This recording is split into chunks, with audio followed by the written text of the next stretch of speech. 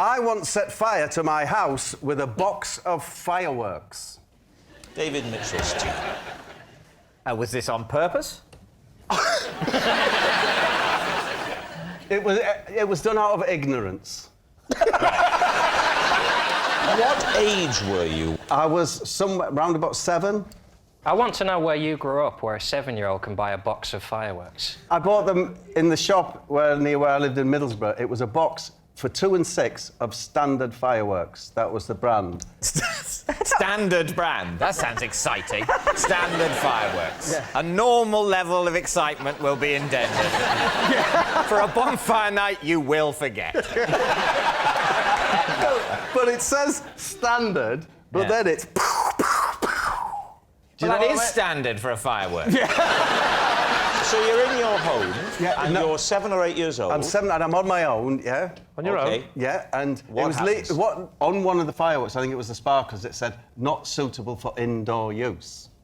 Which, at that age, makes you think, that means they're OK. Could you just not read the word not when you were being... Did you think not was the brand? You go, oh, lovely, I love that not brand food. It's not for human consumption. You know that logic that says, well, people have obviously tried them indoors. I've discovered they're not suitable. Yeah. So therefore, I won't use them indoors because I want to live. If you look at a big firework, it won't say not suitable for indoors. It's obvious. Yeah. Right. But well, on the not sparklers, everybody. they chose to put it on. So what happened? I lit the sparkler. The sparks went into the box of fireworks, a standard box, and set them off. And I carried the box of fireworks, now beginning to light, into the kitchen, and I threw them into the kitchen. I thought it would be more suitable. I think you're right. The kitchen, of all the rooms, is the most suitable for fireworks, isn't it? Because of the oven, the gas, the stove. There is fire naturally in the kitchen. Yeah, there's a lot of... And there's more... It's more wipe down. Yes. Less cloth. So what happened then? They went off in the What was the sound like? Was it bing, wee? No, these were only standard. And, you know, I remember, as I'm sat here now, wiping the scorch marks off the floor and thinking that my mum's going to kill me. Yeah. And so I'm going to be in big trouble. Then I went back into the living room. Unbeknownst to me, I dropped one. And the living room was completely engulfed in flames. It sounds to me that if you're on your own at home at 7, your mum's pretty laid back anyway. She said, son, will you sit here and look after these fireworks? Whilst I go out to the bingo. So, you lit the sparkler. A spark went into the standard box. Yes. The box starts to go... You go, uh-oh, I must get them into the most suitable room for fireworks. Yes. The kitchen. No need to go beyond the kitchen to the outdoors. Yeah. Mum said don't go out.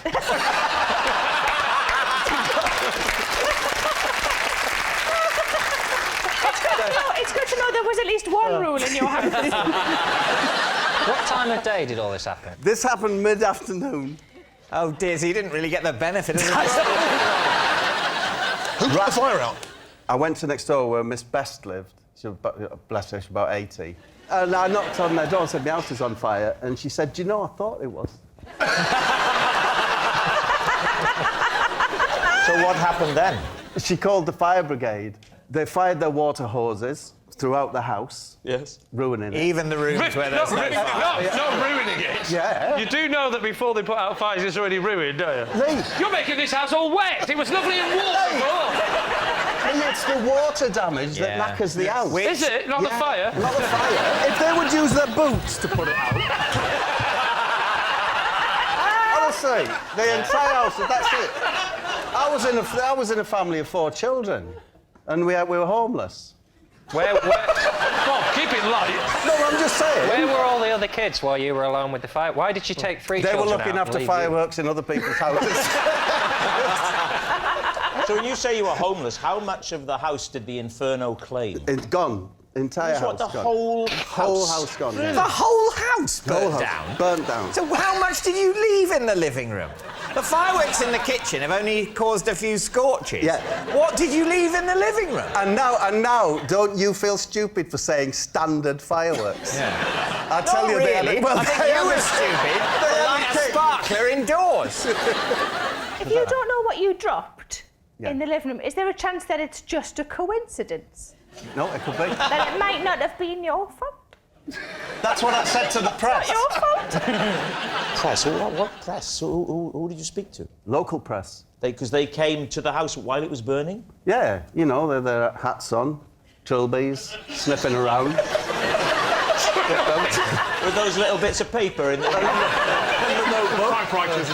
Were they called things like Scoop McLean? I believe he was called Ron Waffle. Sorry, Ron Waffle. It was either him, the other ace reporter on the Gazette was John Caramel. It was one of them two. Caramel and waffle. Honestly. The question is whether you think Bob has been telling the truth. Well, I thought it seemed very plausible until we heard about caramel and waffle. I think he thinks he's telling the truth, but I think what's happened at some point, he's seen a film in which this has happened. They saw backdraft. And is now convinced that it happened to him. I think it's a lie. Sarah. I was going to say I want it to be true, but that sounds really horrible. I think it might be true. Well, I think it's true. I think it's true. So you're going to go for true? Yeah. OK, Bob, were you telling the truth or were you telling a lie? I was telling the truth. Oh.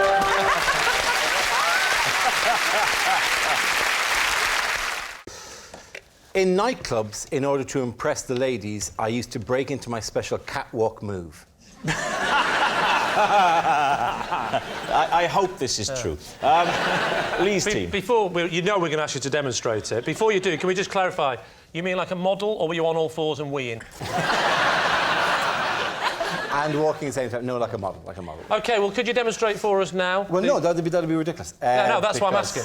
Yeah. No, because if I showed you that I did a very good catwalk move, then obviously I'm telling the truth. But Not if I necessarily. You could couldn't be lying, but you are able to do it. You could say, when I used to go to nightclubs, I would occasionally stand on one leg. And if I said demonstrate, you'd go, no, because if I stand on one leg, it'll prove I can do it. And I'd go, no, proves you can stand on one leg. It didn't prove that you used to do it in nightclubs.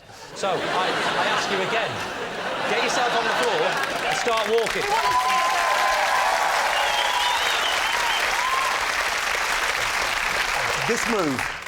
This move is so good that if I were to show I could do it, you'd be going, well, obviously you'd play that card in a nightclub. Just imagine we're in a nightclub now, nightclub setting. Yeah. I'm single, I'm well up for it, I'm from Essex. I'll take this.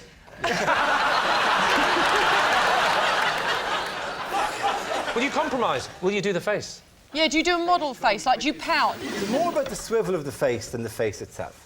Right. The swivel of the face? Swivel of How the do you face. swivel your face? It's very difficult. I can swivel my face. Really? I mean, that's swiveling it, isn't it? No, that's surely swivelling your head. That's bad. Swiveling, That's bad. So Well, your swivel face your- swivels when you swivel your head. no, the head's the thing your face is on. Your head does need to stay still while the face moves if you're going to do it. No, I don't. I think you can swivel things with the use of things that the things are attached to. I can move my eyes, seriously, right to the back of my head. Watch. There you go. No. Yes. Anyway. Yes, yes. Wait. Yes. Swivel your face in relation to other bits of your head. I'm swiveling it in relation to the rest of the universe.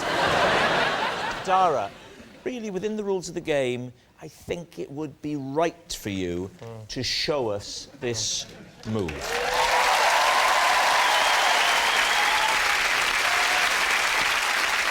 Dara, I'm going to help you here. Oh, no, okay? no. Here, yes, I am. I'm going to help you. I'm going to give you a little bit of music so you've got something to work with. Oh, inspiration. Now, I don't know if we've got anything ready, but hit it. Wait, stop. Whoa, wait. No, hold on. This is the catwalk area here, right? However, first the model walks out to the start of the walk, right? So I'm slightly backstage here. I'm nervous. I'm ready to go, right? This will be the catwalk area here. When I hit the bend, watch for the swivel, right? Dara, Dara, was this boring bit part of the chatter? Oh, Mack. Did you have to explain it all before you did it? But what she was about to see? Did you have the confidence in the nightclub to go? Get the music! I'm not ready! Cut the music! Everyone, stop having fun! I'm not ready! OK, music. Yeah. No clapping, no clapping. Hang on a second.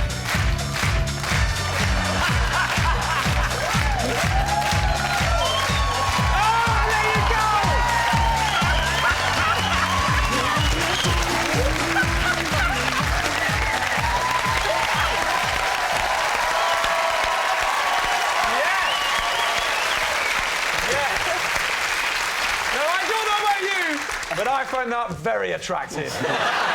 The swivel? Did you see the swivel? Yeah. That was nice. The swivel of your head rather than your face. What you're asking for would require surgery. That's what the women used to say when he used to show up.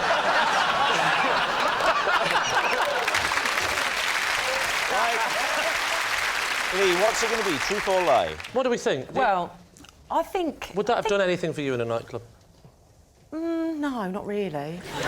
10 years ago, It'd made me more hair, laugh. thinner, you know. I'd have I'm not at me fighting weight here, right? Definitely wasn't the first time he's done that move. He's definitely pulled that move off before. He's definitely done that too move much before. confidence. Do you think so? Too much confidence. Should we think it's the truth then? But he hasn't necessarily done it for the reasons he's saying he's done it. Men are so indecisive. Let's just go with the truth. I'm not sure about that. Let's go with the truth. So, Lee, what's it going to be? Come on. Should we go for We'll go for the truth. Let's go for a truth. Right, they're saying it's the truth. Dara O'Brien, were you telling the truth or were you telling a lie? It is true.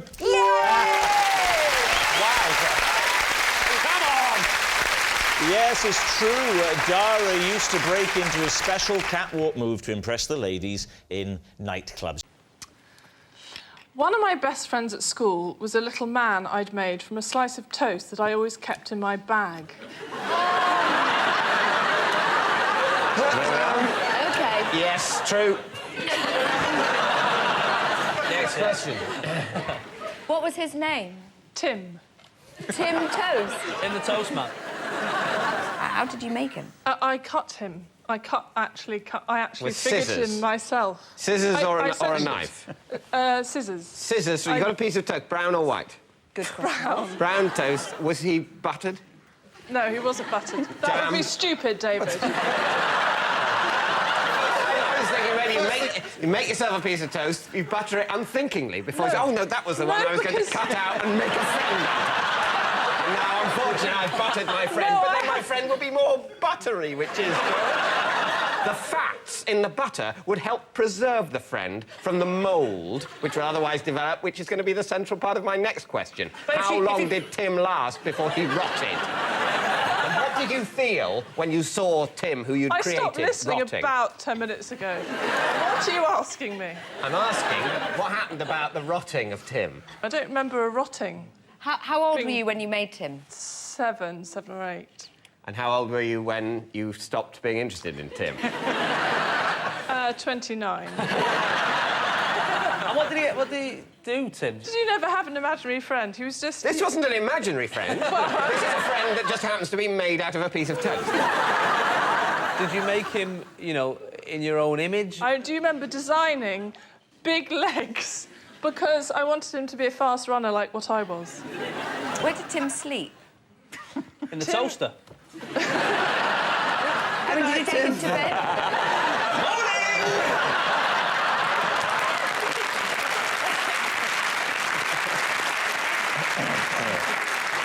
All right, then, David's team, I think you've heard enough.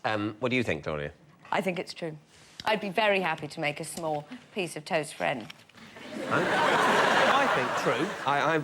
I don't know, so I'm happy to go with true, yes. You're saying it's true? I'm saying it's true. OK, Miranda, is it true or is it a lie? It is, in fact... Well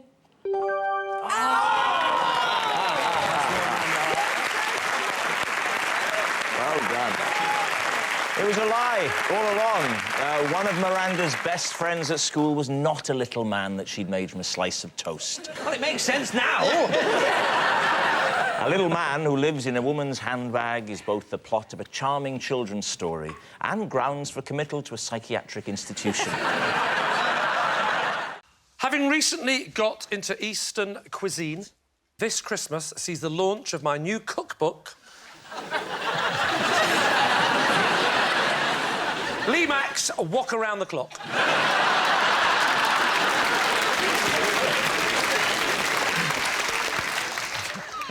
David, give us some of the recipes from Walk Around the Clock. Shall I give you my favourite ones? Give just your favourite 6 or 7. OK.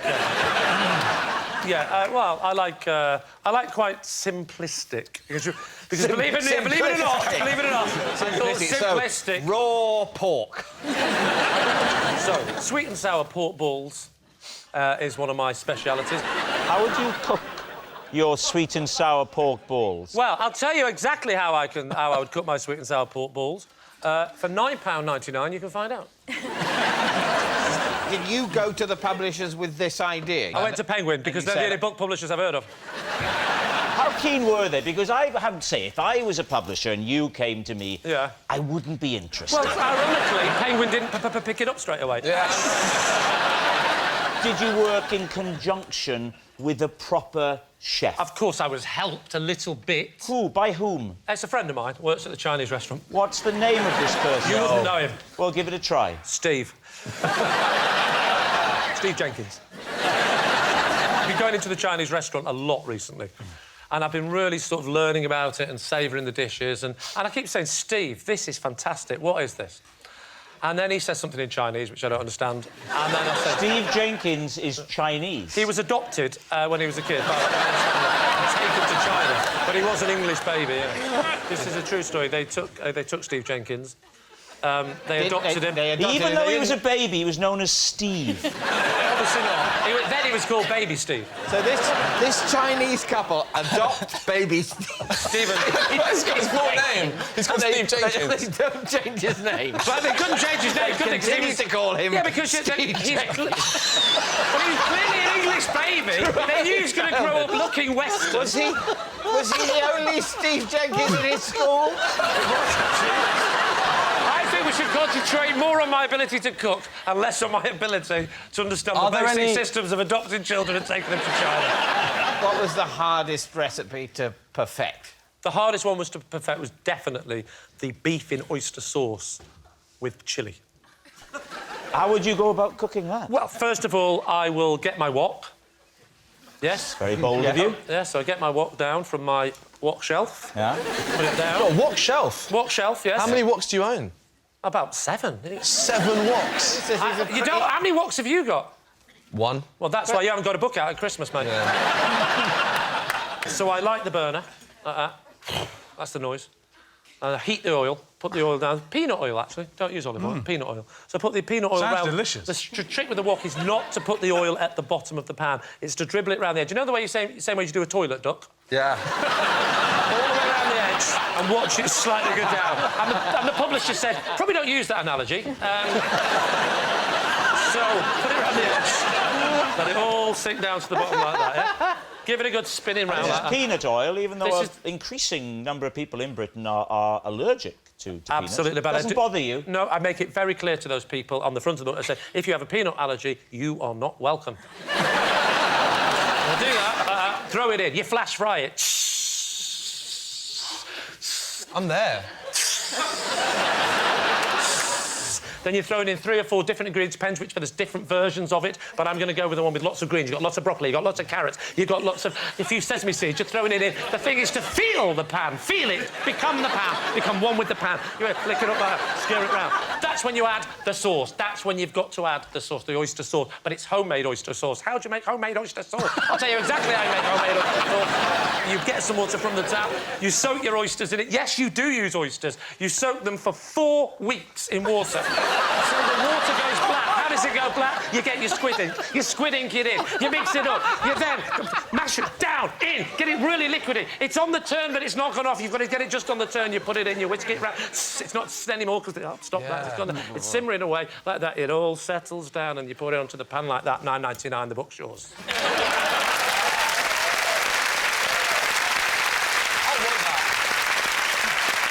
David, what are you thinking? It was very entertaining, but was it? Well, I say very. Was it true? No, it wasn't true.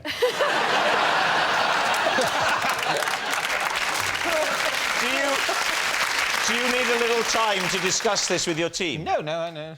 Well, firstly, it wasn't true off the card to start with, because there's no way Lee would bring out that sort of book. Why? I've met him, it's evident. But why? You don't know He then everything went on about to me. make it less You don't know plausible everything about me, David. that your collaborator in this book is a man called Steve Jenkins, who was adopted as a baby in this country, taken back to China. Not for long. No, for his whole childhood. No, he said they came back to Britain. Yeah, but when he was an adult. Oh, when he's an adult? Yeah, otherwise he'd have been able to speak English now, wouldn't he? How did you write a book with a man that only spoke Cantonese? Well, we had an interpreter. Chinese fella called Brian Smith. I think you're incredible, man. Incredible as in not credible. So we're saying it's a lie. Yeah. Well, the audience are on tenterhooks. Lee, was it the truth? See, there's a slight part of me now thinking, I could actually bring this out. It's a lie. I failed my first driving test when I took a phone call during the three-point turn. These two? Yeah. When was this? About 4 years ago. Have you subsequently passed? Yeah. Second time you passed? Was that your first one, the one? Third time? 4? Blimey, how many phone calls did you take? Fifth time. You passed on your 5th time? Yeah. So you've done your three-point turn. Mm-hmm. And where is the phone? Top pock. Did you stop the three-point turn, or did you carry on? Well, so it carried on for a second, and then I realised what I was doing, and then I looked at him, and then I put the phone back in the top pock. Who was it that called? Well, a guy I was seeing. To be honest, there were a plethora of mistakes before that. What like? Just not really looking where I was going, asking if I could have the music on. Sorry, whoa. Was it your driving instructor that rang you to try to get your attention? Like your driving examiner? Did they ring you to just make you look at the road? So you carried on with the rest of the test? Yeah, but sort of half-heartedly. And then when you got back to the test centre, what were his words? Well, I think you know why you failed. But you said you put music on as well? No, I asked if I could put music on. Oh, you asked him? Yeah, and he said no, because he was a square. Wow. I think you just did an oblong there. Actually, I did also once get told off for shaking a cake tin out the window on the motorway. So I'm not very good at... Why do you shake a cake tin out? Because... Have you not got a wet finger?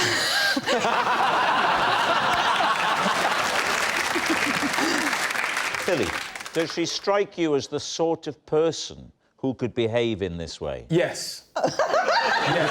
Please don't take offence to that, but I can picture you answering the phone. I really can. I think it's true. I'm gonna say true too. I've got my doubts, but I'll go with my team and say it's true. OK. Lou, truth or lie? It is... lie.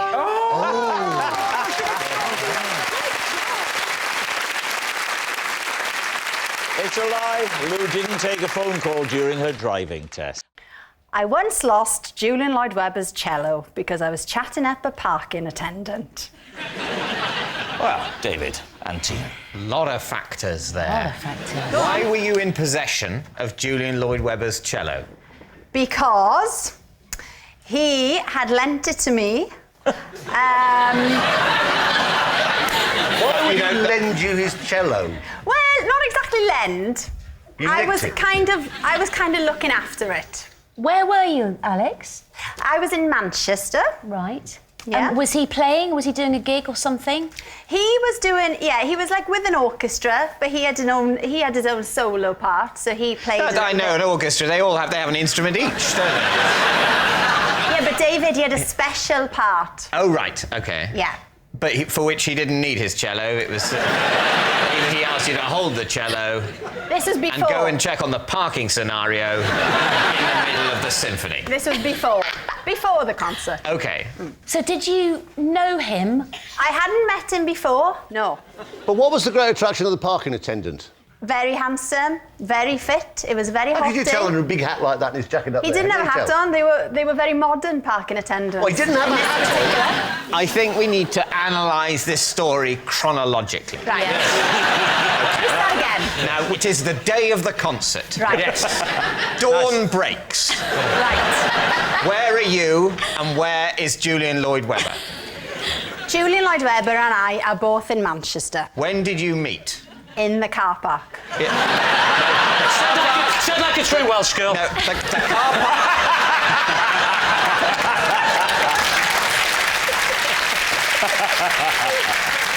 I'm afraid the car park is not an acceptable answer to the question, Right. when did you meet? Right. Because the car park is a place, not a time. Let me set the scene. OK. So, I'm in the car park with a car park attendant. Of course you are. But Yeah. the car park attendant is just there. He hasn't got a hat on. He's not that official. He's just generally hanging around the car park, all sexy. He's just hanging out. Yeah. What's he wearing at the time? Has he got anything on? Is he naked? He's got jeans on and a t-shirt. Jeans and a t-shirt? And an This luminous is just jacket. some guy. Some bloke.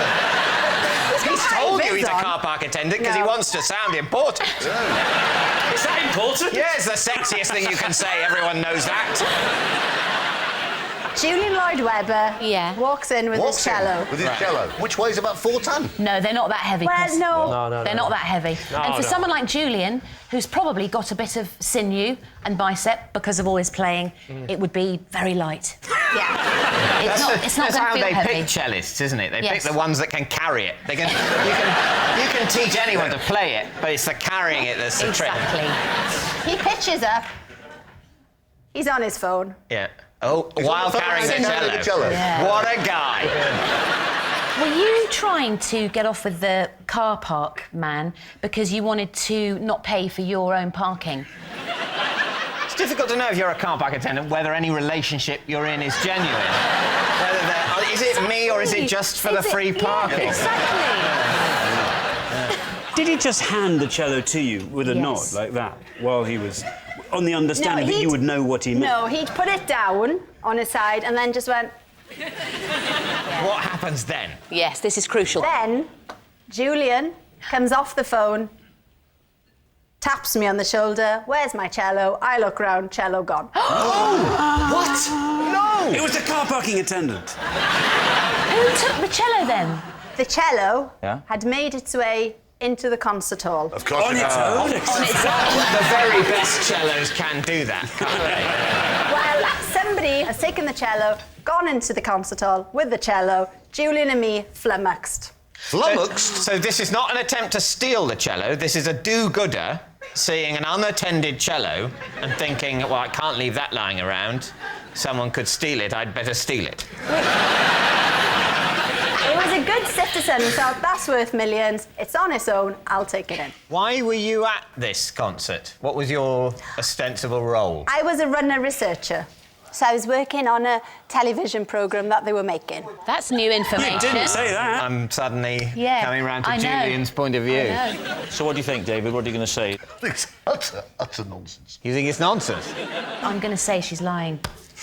You both I'm think gonna she's say lying? She's lying, yeah. He's lying in Well, I certainly... I think it's true. Do you? But not enough to overrule. I haven't... Oh, don't say that, because now you... Well, no, it's very rarely that I overrule.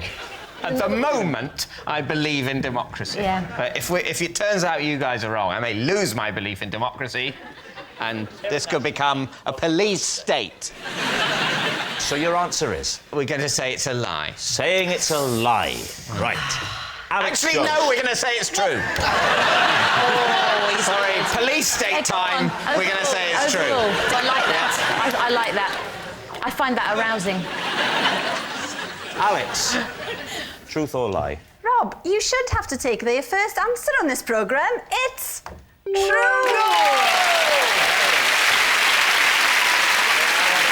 Yes, it's true.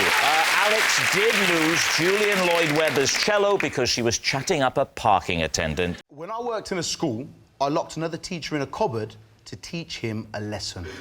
Oh. What did you teach? Humanities. Humanity? I thought you were going to say humans then. Humanities. And what age were the kids? I'm checking out your teaching credentials before we get to the other bit of the story. Yeah, all good. Secondary school kids. Secondary school? Yeah, and where in the country was this? In the West Midlands. West Midlands, right, OK. You're a teacher, aren't you? Does all that stack up? I'm not anymore, Lee. You used to be a teacher, didn't you? I'm a well-known comedian. Are you? I genuinely thought you were a celebrity teacher, and that's why you were here. I thought you were from that thing about teaching people in Yorkshire. Is that right? Oh. Where did you do your teaching degree? Never mind that. Where'd you do your comedy gigs?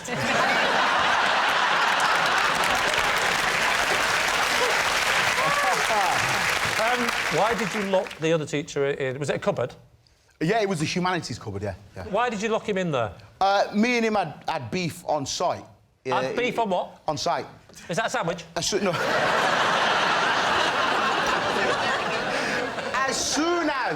As soon as we locked eyes, I knew there was going to be an issue because he thought he was the most popular teacher amongst the kids. So I turned up at school, and within a week, I was the most popular teacher in school. Big he was head. very... Listen, I'm just saying... What made you such a popular teacher? I was like the Pied Piper of literacy. Kids would follow me around everywhere like, yo, sir. That is quite a claim. Pied Piper of literacy? In the humanities department? That's correct. Ignore humanities. Come and read my novels, children. Yeah, and so obviously the reputation's going around school, like, yeah, sir, taught me how to use full stops and that, he's a sick guy. So... That is a sentence that has never been uttered by anybody under the age of 21. He taught me how to use full stops, he's a sick guy. Yeah. How long did you lock him in a cupboard for? Actually, here's part of the story that you need to know fundamentally. The reason why I chose him to lock him in the cupboard on that day is because I knew it would make him late for his lesson observation. Observation? Yes. So a lesson observation is essentially how teachers are judged on how good they are as teachers, yeah? It's not based on how you move these children on emotionally, spiritually, how you build them as human beings. It's a 15-minute window in which a waste man that can't teach themselves comes in and judges you. It's not right. So you locked him in so he'd get into trouble on his Oh. Yeah, I did. Should I tell you why? Please do. He started spreading a rumour amongst the senior leadership team that I wasn't marking my students' books. Right. Is that bad? I wasn't, but that's not the point. You know what I mean? Greg, no snitching on other teachers, right? And what was the upshot of all of this? Did you let him out? Did he escape? Is he still there? No, I did let him out eventually. I just wanted to ensure that he was late for that lesson observation because that means you're looked upon very harshly by the senior leadership team that he had been snitching me out to. So, you know, fair, square, squares, you know what I'm saying? If you were capable of locking a man in this cupboard, surely a kid could have got locked in there and it would have been a health and safety disaster. Yeah, I banged a couple of them in there as well every now and then, but... All right, what are you thinking? I'm saying it's true. Lucy?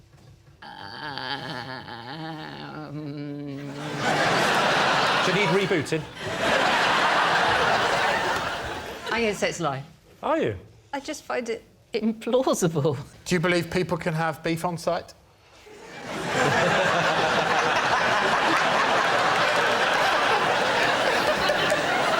I'm persuadable. I don't feel so strongly about it. Well, they say it's true. You can say it's true. OK. Guz, were you just telling us the truth or were you telling us a lie? I was telling...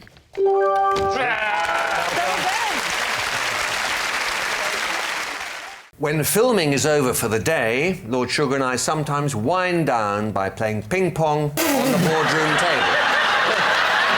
That's a hell of a story. True. David, what do you think? Have a minute just to let it sink in. You don't play on a proper table tennis table. No, you just play on the boardroom you can table. buy. It's underneath, actually, in the boardroom. It's rolled up, Right. and then you unroll it and you clamp it on the boardroom table, stretched across, and you're in business. So is it just a net, or is there net. also... There's No, we not, don't not have a, the lines. A mat with lines? No, No, it's just... the table is slightly bigger than regulation size. Right. Do you... Is it not also curved? Curved? I thought it was curved. Isn't it curved like... You're thinking of women swimming. It's difficult to tell watching on television, but how much room is there at the ends of the table? Oh, plenty. OK, I believe you. Ample. Because you have to be able to back off quite a way when playing table tennis properly, I happen to know. Can we stamp on this immediately? Lord Sugar's boardroom is plenty big enough for almost everything. And yet, you play table tennis. Where do you keep the bats? Are they under the table during the... Under the She's table. left now, hasn't she? Under the... Not Margaret, no. I'll tell her. I'm not talking about Margaret. Margaret's no bat. Tell us how this whole thing started. It was my idea. You crazy fool. It was my idea. No, but the point is that it's a fairly long, drawn-out process. It is tense. It is nerve-wracking, particularly for Karen and I, because we don't know what on earth's going on. It's only Lord Sugar who's master of all this. And I just sort of murmured to him once that I find this very difficult. And he said, well, look, don't worry. Next time I'll bring in a net and some balls and some bats. And it'll help you relax. And it grew out of that. There's nothing strange about that. So what does Karen do? How does she relax? Because if you're playing... She's umpire. She's umpire? She's got a very keen eye.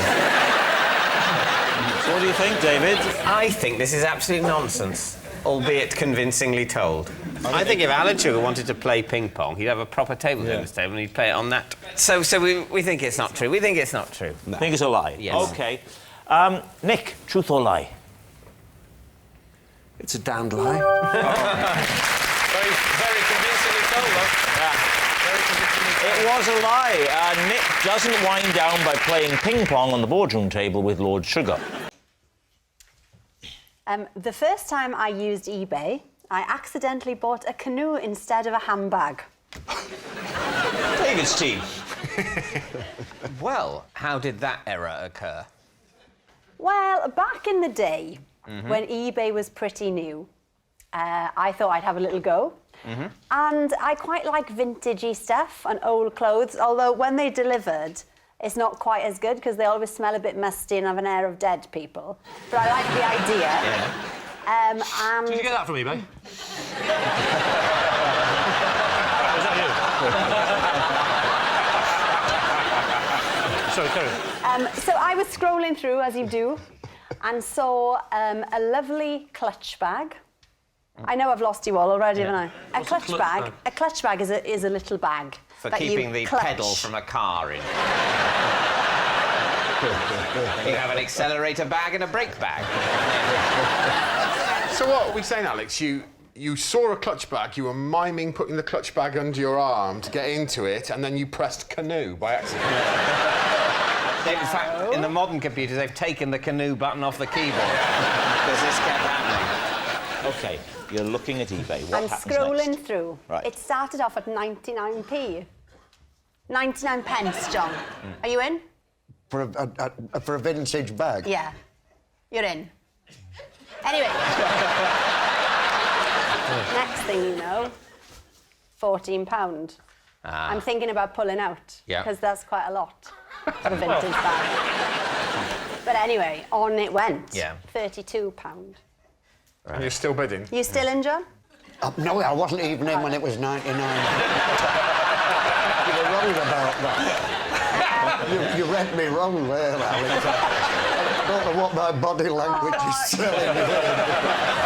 OK, so the price is going up. You're tracking, that's what they call it. £32. You're tracking the bag. And I think it's a good time to go to bed. Yeah.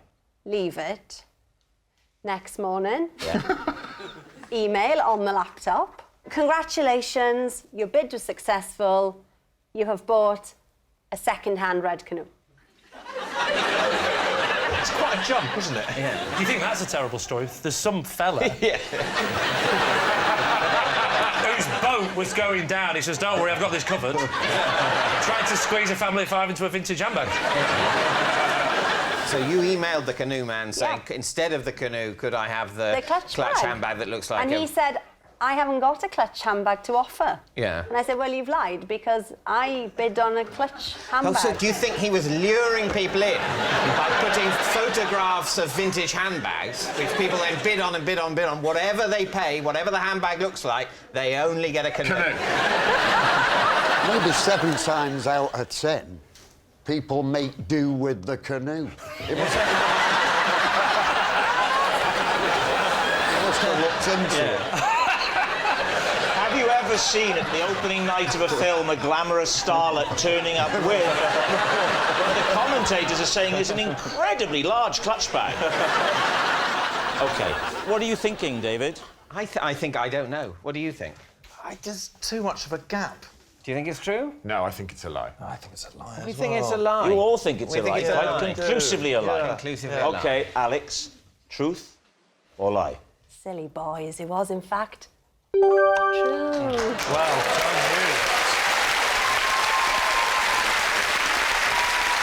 yes, it's true. Alex did accidentally buy a canoe instead of a handbag on eBay. I once had to break into my own flat halfway through a haircut. David. Oh, interesting. So, tell us the scenario. I was having a haircut. Where were you having a haircut? On the doorstep of my flat. Now, that's an unusual location to have a haircut. You know why? Because he didn't want to clean the hair that was on the floor in the flat, so it's outside, so just to push it. Yeah, I can understand why you might There's have... more work you can do for me, Fred. Thank you very much. Yes, that's why. Why weren't you in a hairdresser's or barber shop? Do you want to take this one, Fred?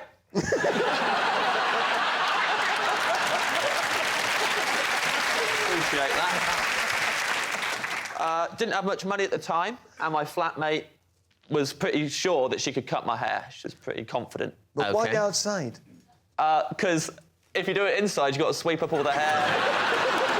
It's too messy. We thought if we did it outside, we wouldn't have to do that. But was there a plug? Huh? Was there a plug outside? Was it clippers, scissors? Oh, it was just scissors. That's all we had. So it was an acoustic, as it were. Yeah, it was an acoustic haircut, unplugged session. What was the haircut?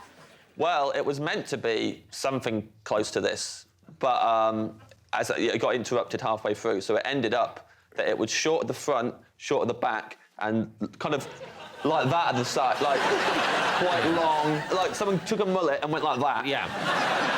So she wasn't trained as a hairdresser? In no way, shape or form. And you did not mind that she was going to cut your hair? It was an adventure. Were you high? Was I? High? No, we were on the bottom of the flat. We were... I love that. Thank you, Lee. Thank you very much. They don't respect this kind of stuff, but I love that. Now, you said that you were interrupted. What was the interruption? Oh, well, we realised that we'd locked ourselves out the flat because a cat wanted to get in the front door. Asked each other, you got your keys? Neither of us had brought our keys out. Was it your cat? No, it wasn't our cat. It was just a cat wanted to get in the door, and we weren't going to be like, who you visiting? So this is not the door to your flat. This is the door to the block of flats. Yeah, we were outside, like outside. So which floor did you live in? I think we're the 3rd floor. So how did you get up there? We asked some builders for a ladder. I asked them first, and they said no. And then my friend asked them, and they said yes. And at the time, I was all like, I was a bit stupid. And I was like, oh, they're just letting you because you're a girl. And then she pointed out, you've got half a haircut and no shoes on. Did you consider, when you noticed you'd been locked out, yes. Did you consider finishing the haircut before trying to get back in? I had to be in central London quite soon for a gig. And my wallet and everything was in the flat. I wouldn't be able to travel there, so I needed to act now. So I couldn't finish the haircut. Luckily, I'm a comic and I'm allowed to look silly. All right, what are you thinking? I don't think so. Why would you get somebody to cut your hair with scissors? I mean, if it was clippers and you had a haircut like me, I'd understand, but with scissors... I mean, it's got to be a liar. My team think it's a lie. I can see why they think it's a lie. You're happy to go with we're lie? happy to go with lie. OK. James, were you telling the truth, or was it a lie? I was telling the truth. Oh.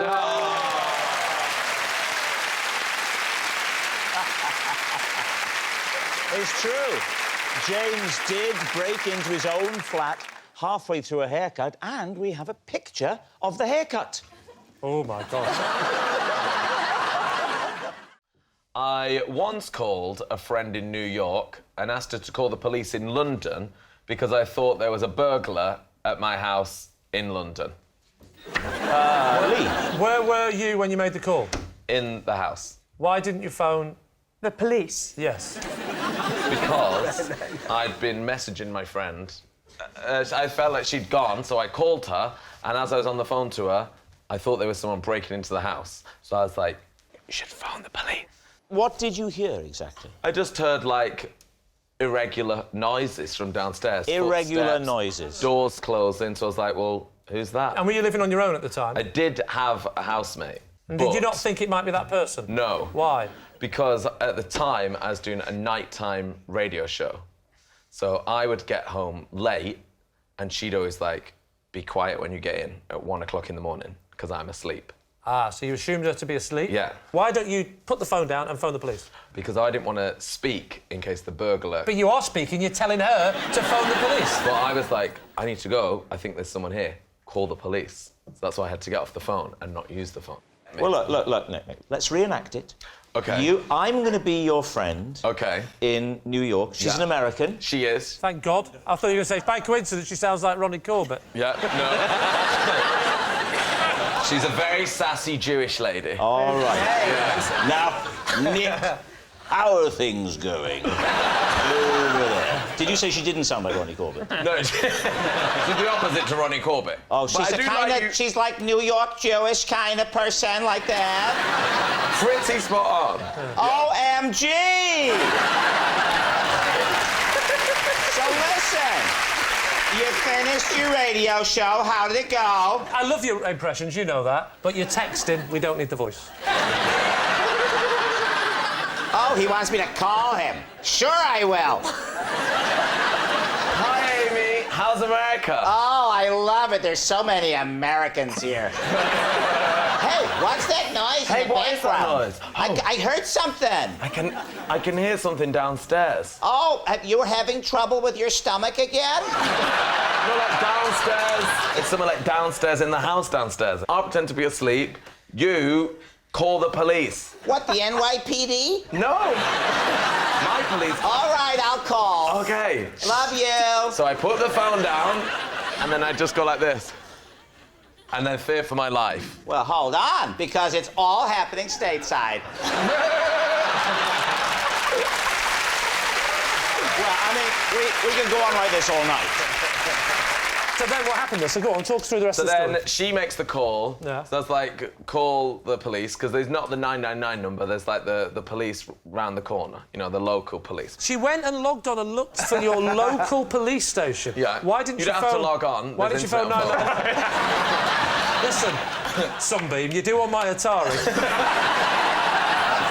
So she called the police. Yeah. And then it turned out that it wasn't an intruder at all. How did you find that out?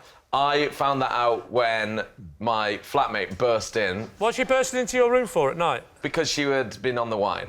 So the bang, bang, bang noises were her, like, looking for wine or something, I don't know. And you said what? I said, oh, my God. Hypocrite. I said I thought I was going to be killed by the intruder. The police are coming. So then we were like, well, we need to call the police now. So you phoned me back in New York. Go on. No, I didn't phone you. You want me to cancel that? Get on your way, honey. I just went direct. So when you want me, I'm right here waiting. But when you don't want me, you just drop me. Well, screw you, Grimshaw.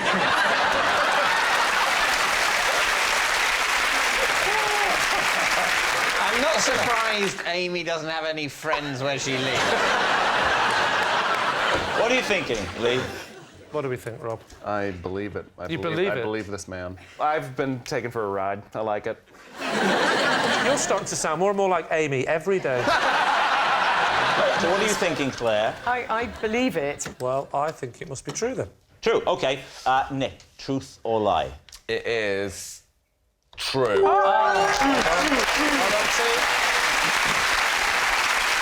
Yes, it's true. Nick did ring his friend in New York and ask her to call the police for him. Greg, you are first. Am I? You are, yes. For my first term at university, I rented the bathroom in a student house and slept in the bathtub every night. Lee. Greg. Yes? Before we even start this, can you stand up?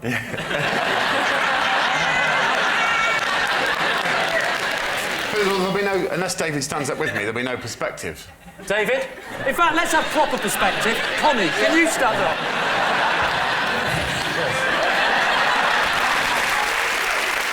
You know the question. Yeah. What's the answer?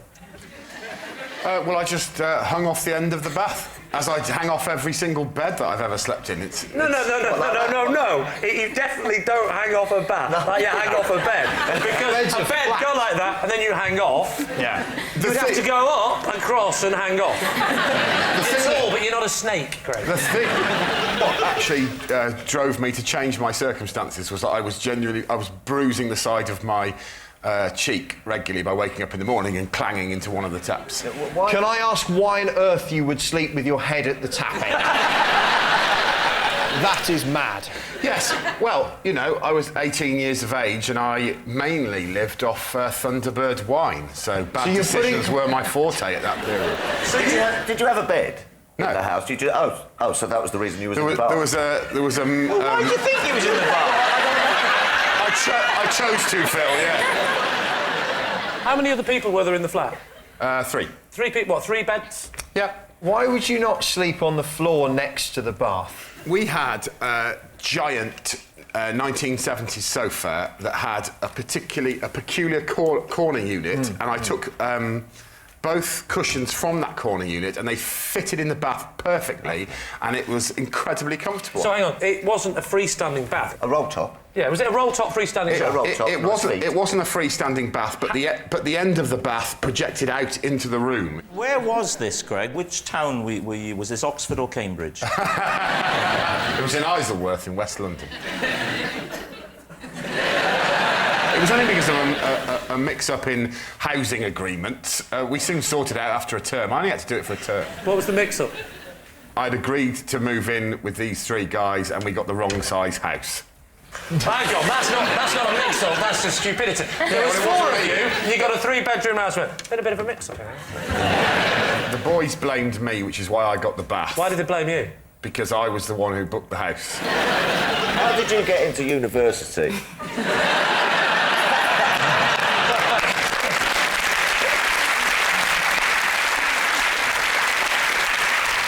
So, Lee, what are you thinking? Marcus? I think it's too preposterous to be true. The taps for me, you don't. If you're going to sleep in a bath, you don't put your head up the tap end. I think it might be true, but I'm not going to Oh, well, you're the skip. You've got the armband, son. I might be the skip. Do you get armbands if you're a captain? Only if you can't swim. I'm telling you, I don't know if this is in the spirit of this game, this is true.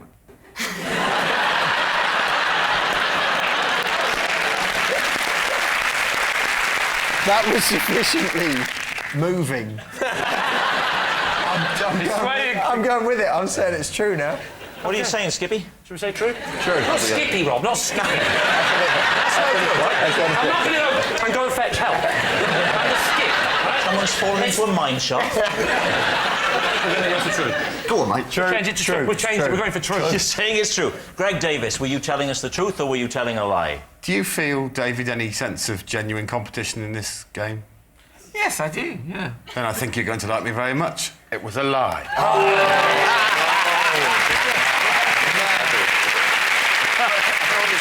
Yes, it was a lie. Greg didn't sleep in his bathtub every night for his first term at university. Last year, at a party, I shared a jacuzzi with 3 of the Eggheads. Jerry Mitchell's team. Which 3 Eggheads? It was Barry. I know, right? Kevin. And Chris. Do the Eggheads, are they only allowed in a jacuzzi for 3 minutes?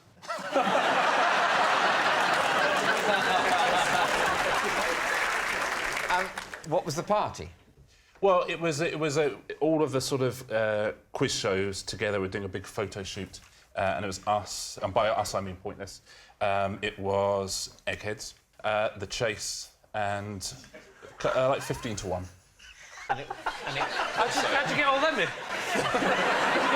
Just out of interest, who initiated the jacuzziing? There have been some photographs in it earlier in the evening, and then later in the evening, people were jumping in of their own accord. Right. Okay. What was the photo shoot for?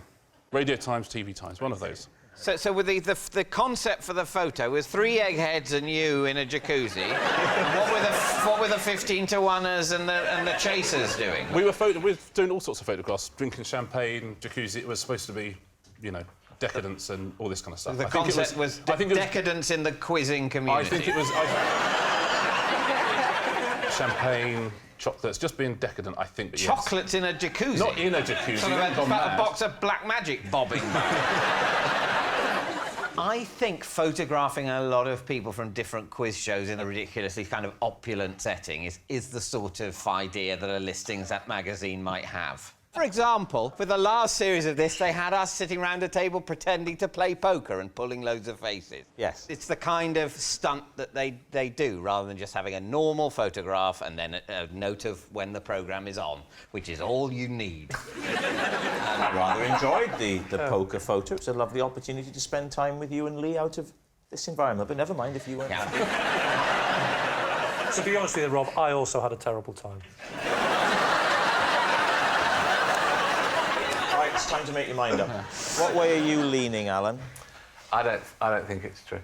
I can see the photo shoot, but I just can't see him in a jacuzzi. Continuing to party at the end of a photo shoot was certainly not something we considered, was it, Lee, at the end of the aforementioned Literally, poker. as he put the cap on the end of the camera like that, we were in the taxi, weren't we? Yeah. And I remember as we drove off, winding the window down and hearing, "It's my round, lads." Yeah. It's my round!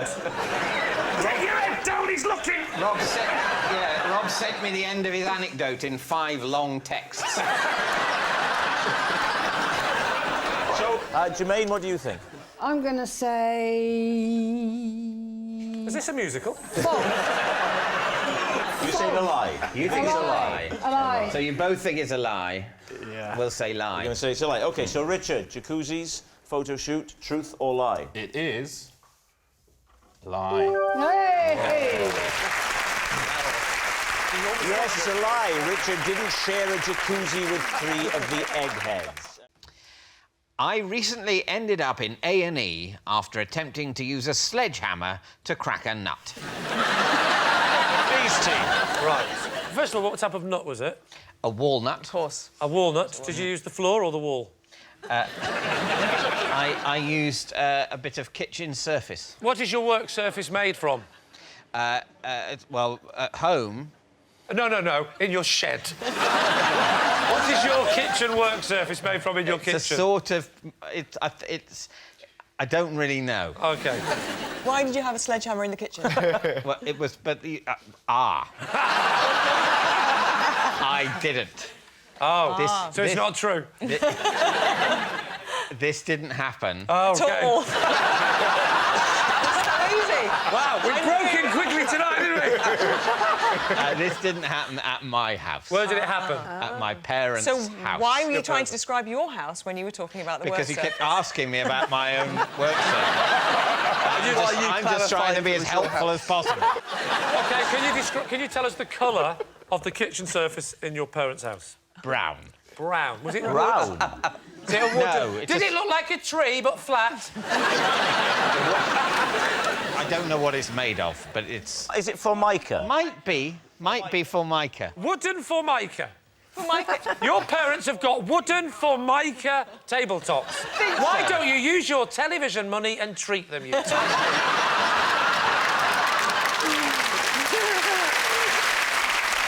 So there's a walnut in your parents' house. Yeah, there you, is. for whatever reason, maybe hunger, want to open it. Yeah. There's a sledgehammer. Why is the sledgehammer in your mum and dad, apart from the fact that you knew you were coming round? I had to go and find the sledgehammer. Where was it It was in the garage. Right. We couldn't find any nutcrackers. Well, your parents... your parents were witnessing this? Yes, I wasn't on my own in my parents' house, smashing away at my hand like a maniac. It seems to me that on the evolutionary scale between Nutcracker and Sledgehammer, there are some other things you might find lying about the house. I wouldn't... Well, and 3 shattered iPads later, I found the Sledgehammer. Who was there, by the way, in this? Who was witnessing this? There were... my parents were there, my brother, his wife, my wife. Peter Gabriel. David's not going to get that joke. Do you want me to explain it, or are you all right with that, David? Sledgehammer. Oh, Sledgehammer. Oh, yeah. Very good. Sorry, I'll rephrase that. Rob and David aren't going to get this joke. I have no idea, but there wasn't anyone called Peter Gabriel. OK, now, we know that this story ends with you in accident and emergency. Yes. How did that happen? Well, I'd cracked a few nuts with this sledgehammer, and then maybe I got a bit cocky. Oh. And I, you know, and I left my thumb in the way. Oh no! And it was carnage. Sorry, is it really... the thumb? Can we have a look? All right. No. When was this before we looked? This Christmas, just gone? It was this Christmas, yes. So they should look pretty bad, this thing. Well, What happened? Was it... You'll find there's absolutely no visible scar. And neither is there on that one. What a credit to our National Health Service, ladies and gentlemen. Everyone was absolutely marvellous. It's weird. One might almost say miraculous. Did they say any bones were broken in your thumb? They X-rayed it, and fortunately not. They said, in a few months, you won't be able to tell this has happened. Of course. In essence. Hey, they were right. No. They were spot on. All right, what are you thinking, Lee? Has this been the truth, has he made it up? There's bits of it, but... Well, the bits that are true are that he's got thumbs. I believed everything until we looked at his thumbs. There's nothing And then I was like, that man not only has not hit himself in the thumb with a sledgehammer, but I don't think he's picked up anything in weeks.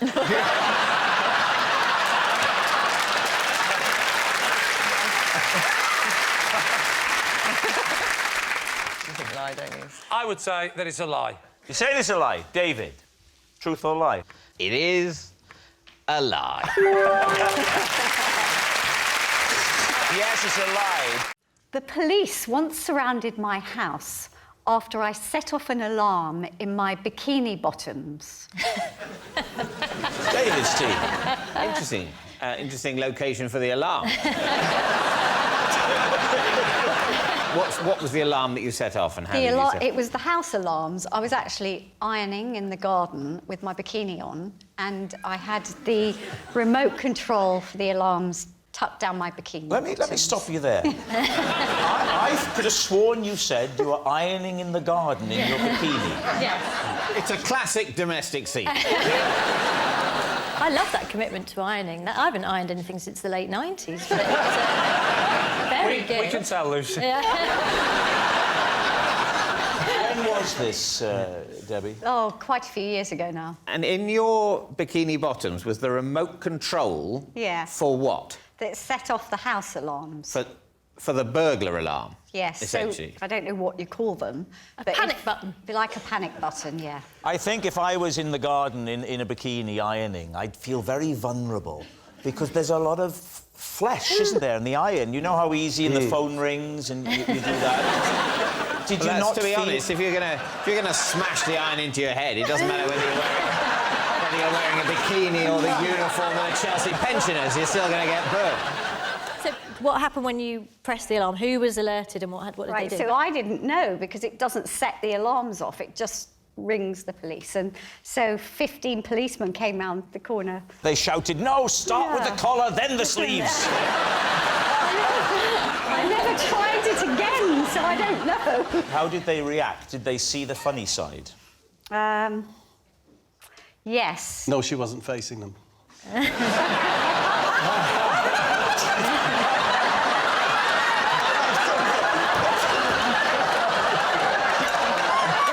so sorry.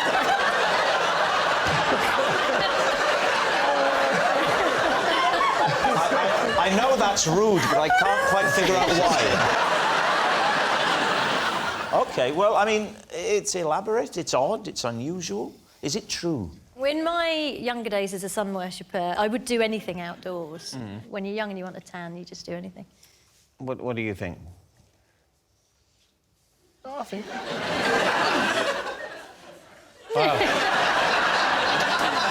You know you had to make quicker decisions on the football pitch, don't you? I think that's true. You think it's true? I think you think it's true? We think it's true. They think it's true. Debbie, truth or lie? It's true.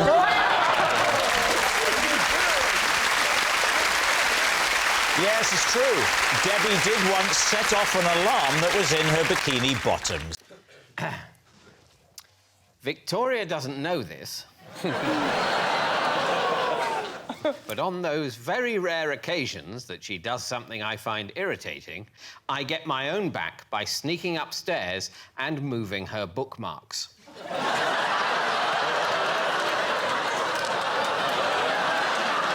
Please, T. When you say Victoria doesn't know this, surely when she goes to the book to read the book and she goes where the bookmark is, there must be lots of instances where she's thinking, am I losing my mind? I'm not following this book. Or Yes, that's exactly what she thinks. That's the plan. Yeah. Victoria, when you're reading a book, do you ever sometimes have that feeling of being lost? Do you ever I have a have feeling... sometimes opened a book and thought I didn't think that's where I was. How many books are you reading at the same time? I mean, 7 or 8. David, how many books does Victoria read at the same time? Oh, I'd put it between 6 and 9.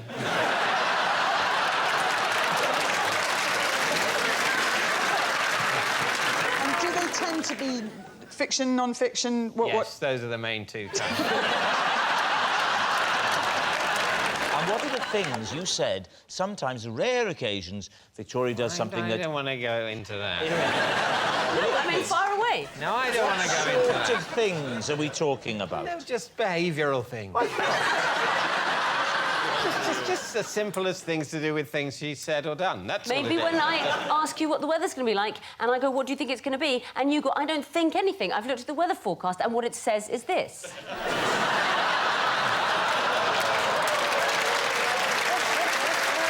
Little things like, yes. Essentially, she holds me responsible for the weather forecast as if I've made it. No, she doesn't. She says, what do you think the weather's going to do? Perfectly reasonable. It's not perfectly reasonable. What? She's got access to the weather forecast on her own phone. It's just, these are meteorologists. Sometimes they get it right, sometimes they get it wrong. I'm just reading it out. They are physically sitting further apart, have you noticed? Is there anything, Victoria, that you might do to David if he'd annoyed you? What would your retaliation be if, indeed, he is moving... Well, he might find out.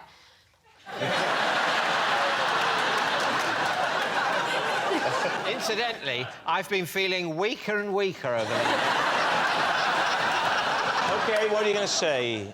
I believe in their relationship. I must be just the most naive person here because I want to... in it. I am. I'm emotionally invested in their relationship, and I do think David's a nice guy, and I don't think he would do that because that really would upset her. So what we're saying is, if it's true, it's a really unpleasant thing and a really bad indictment on their marriage. Yes. Well, this has taken a nasty turn, hasn't it? What's it going to be? I don't want it to be true, but... Oh, I do. You think it's... I want his life to fall apart. This would be such fun. I think it's true. I don't want it to be true. I'm trying to, see the real person. I think he's a nice guy. Now, the David I know, I don't think this is unpleasant enough. Well, you know him way more Yeah, but than also, we know. David doesn't like you. He loves. So it's a different relationship. That's true, yeah. But he doesn't hate me, right? No. Even though, Lee, you on television have said you want my marriage to fall apart, I still find you an adequate colleague. Can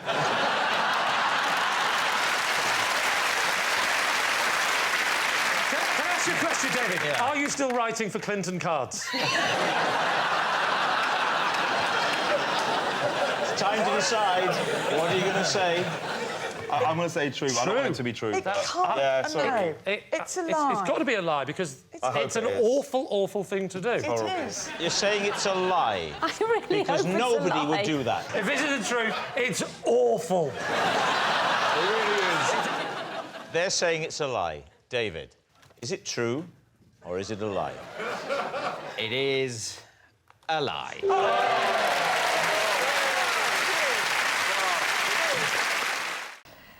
On Countdown, if I worked out the number puzzle before the time was up, I used to play a little game.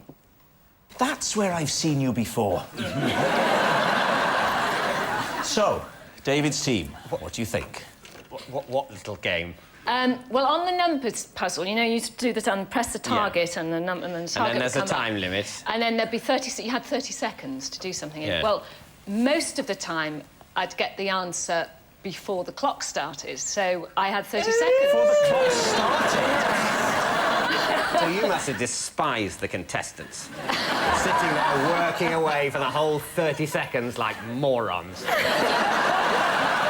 What I used to do, I used to get my pen that I would write on the board with, and I used to go round all the props boys, and I used to make them tap the end of my pen, and how many could tap the end of my pen in 30 seconds was the game. So how many props guys Yeah. were required in the production of Countdown? Well, Joe's been on Countdown a lot, so you know how we have someone like Harry or Vince or Stan who do the water pouring. Carol. And then we had. Oh, yeah,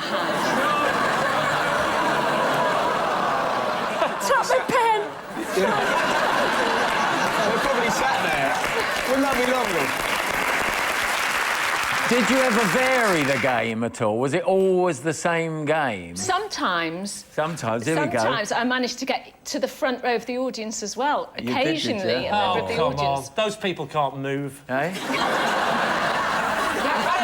Did you actually think this game up? She's gone. I'll get her next time. Was this not distracting to the poor contestants who are trying to do some maths if out of shot? Slightly out of shot, yes. Yeah. I feel sorry for this new girl that's doing the numbers, because all the props guy must be going, oh, you'll have great fun on this show. They will have said to her on the first day, are we going to play Touch the Pen? And got fired for sexual harassment. We always played Touch the Pen with Karen. Well, I'm sorry. I'm just not like that. David, what are you and your teammates thinking? Does it strike you as plausible? I think it's flannel myself. Flannel? That's a great word. You've been on EastEnders too long, Larry. Oh, I don't know. I mean, I missed a lot of that because as soon as Cal started describing the game, I had a sort of mental absence. I've done Dictionary Corner quite a lot. And But you couldn't see me from Dictionary Corner, could you? No, I couldn't. Well, what I doubt is whether you would be allowed, when the contestants are trying to work out the maths, to run around the studio getting men to touch your marker pen. Yes, well, so we think it's a lie, I think. I think we do, OK. yeah. What a surprise. Yeah. OK, Carol, is it truth or is it a lie? It is true. Now then. Oh. And do you know what? It actually is lots of fun. So, you seriously did this? It was a ritual, and after about 15 years, it gets funny, really, when, you know... Wow, people- that's what we're hoping with this show. And do you know, when I was being really cheeky, I'd take the top off, and then they all got dirty fingers. I think you just like to behave outside of society's rules, don't you? I wouldn't be surprised to find out you're an enthusiastic dogger. Possession. Right, there's a box under the desk, Lee. Now, I'd like you to take the item out of the box and hold the object, then read the card out, please. This is my dibber. I donated it to the British Lawnmower Museum, where it is now a permanent exhibit. Right. David. What is a dibber?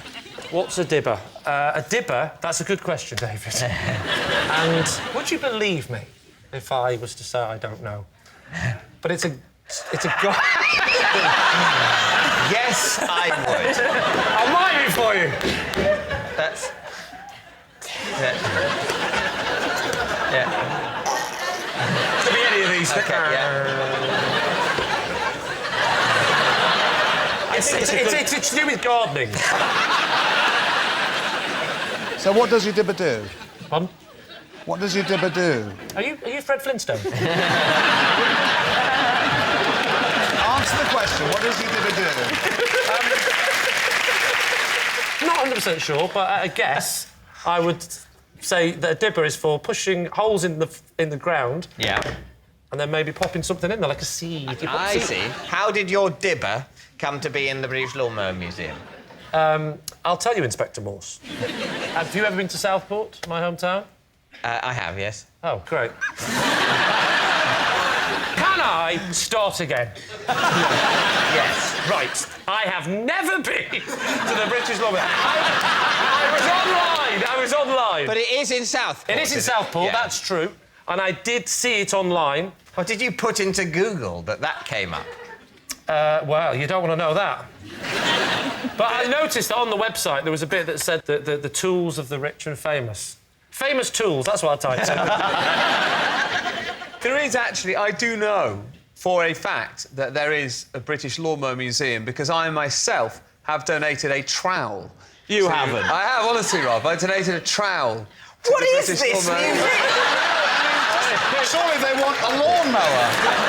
So you saw the Lawnmower Museum online? Online. With a list of celebrity artefacts? There was quite a few. There was Brian May from Queen had given a lawnmower. Joe Pasquale had given a strimmer. So what happened then? I thought that'd be a nice thing to do, wouldn't it? Because it's my Sorry, hometown. you saw that and you thought, I want a piece of that. I want a piece of the action. Prince Charles, he gave something. This is where the story's falling apart, because one is No, that's not where the story's falling apart. But one is asked to donate to. You don't... I wanted to donate something. I thought it'd be quite nice to have something of mine, because it's my hometown. So you picked up the phone? I picked up the phone. You're still doubting my abilities, are you, Dave? It's not... It is not your ability to make a phone call. The man in the phone! Are you seriously saying that the fact that you could have physically made this phone call means I should believe that you did? You say, look, I could have made the call, I'm physically capable, therefore it happened, David, end of story. I picked up the phone, I phoned them up, I said, I'd like to donate something. They said, what have you got? I said, dibber. You knew its name? Well, actually, yes. You knew its name, but you didn't know what it was for? That's actually not true. I said... So what did you say? I took advice before the phone call. From whom? From who? From whom? I'm not doing it if you put an M at the end. All right. From who? Thank you.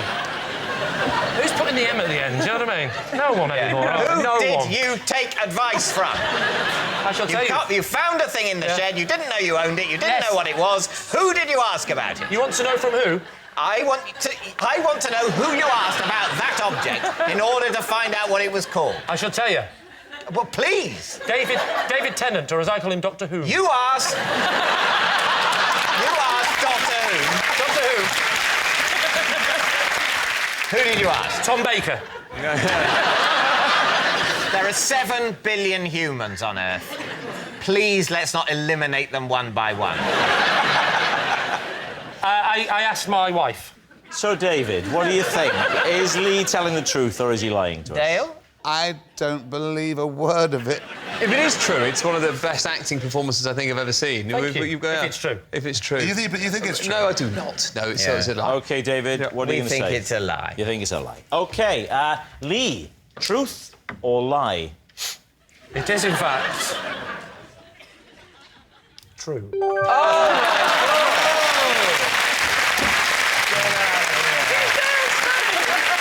Not only is it true, but how exciting is this? We've got a picture. There it is, in situ, at the British Lawnmower Museum. Yeah, it's incredible, isn't it, eh? Just a simple tool who donated his dibber to the British Lawnmower Museum. When I'm in a play, as part of my nightly vocal warm-up, I perform sets of scales in the voice of a chimpanzee. Okay, will you give us a quick rendition? Of course.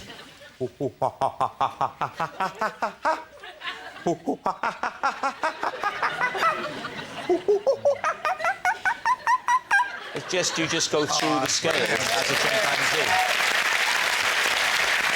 Do you just do this for plays? Because I've been next to you in a dressing room, I think, for a gig, and I didn't hear chimpanzees. I used to do a singing tape of oh, and then what? That was lovely. That's lovely. And la,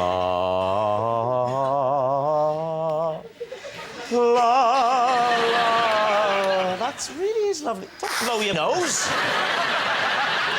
Rob, where did you get this from?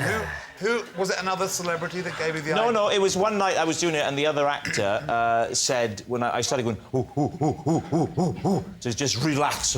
Ooh, ooh, ooh. He said, "You sound like a chimpanzee." So then I went, ooh, ooh, ooh, ooh, ooh, ooh, and I found it really opened up the diaphragm, and it actually worked. Can you go the other way? Can you go from the high note down? That's what Dale was asking me earlier. Is he angry, Lee? Is he angry? Well, it's hard to tell what colour his face is, but can you go? Can you go from the high note down? Oh, excellent. That is good. Who was the actor who said you looked like a chimpanzee? Miranda, you know very well he didn't say I looked like a chimpanzee. You're not going to trip me up like that. It was Kenneth Branagh. Kenneth Branagh gave you this idea. He did. Yeah, laugh it up, Balding. I know your reaction was... The reaction was, how preposterous. The man with the breakfast cereal would be in a play with Kenneth Branagh. Yet it was true. So what are you thinking? Mitchell, Winton, Bacon. I think it's true. You think it's true? Do you think it's true? Oh, absolutely. He does it so well. I think it would sort of help. Yeah. What about you? Balding, Mack, Heart. That sounds a series of illnesses, that. I'm afraid you've got balding Mack heart. So what are you going to say? I think he's probably lying. I think it's true. Imagine You're you saying and true, you're Branagh in the saying wings it's a lie. having a right old hoot doing that together. You say... No, I'm going to go with Claire. You're going to say lie? Yeah. You're saying lie?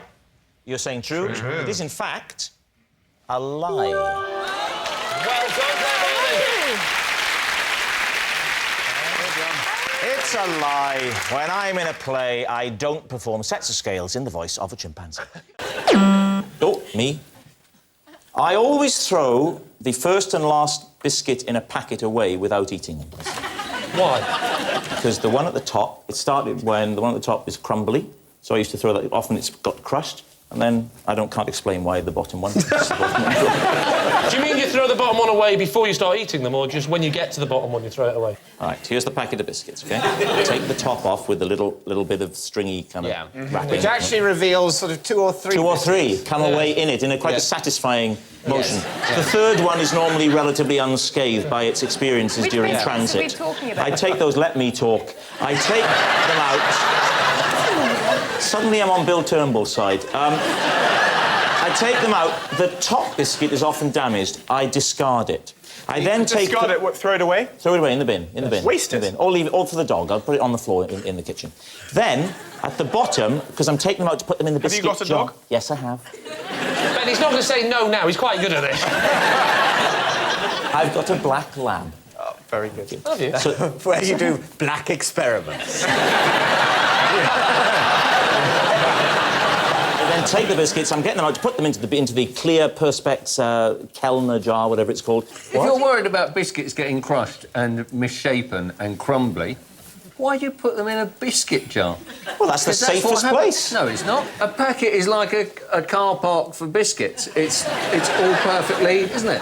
If you put them in a jar, you're going to get exactly the kind of problem you're trying to avoid. You think I'm putting them in the jar like this. I give my wife the jar at one end of the room. I then stand at the other end and go, "Are you ready?" That's not how I put them in here. You take them out one by one and carefully place them in the bottom of the jar like a maniac. No, David, I take them out and I slide them into the jar and they rest happily. What biscuits are they? Chocolate hobnobs, or ideally, the ones I don't have to do it with, because I only do it with the ones you take out, is the chocolate Leibniz, because they come in a box. They're usually unscathed. You've just said that you give chocolate hobnobs to your dog. Chocolate is poisonous to dogs. Have you not met his dog? Well, now you mention he wasn't a black lab when we got him. He was a golden retriever.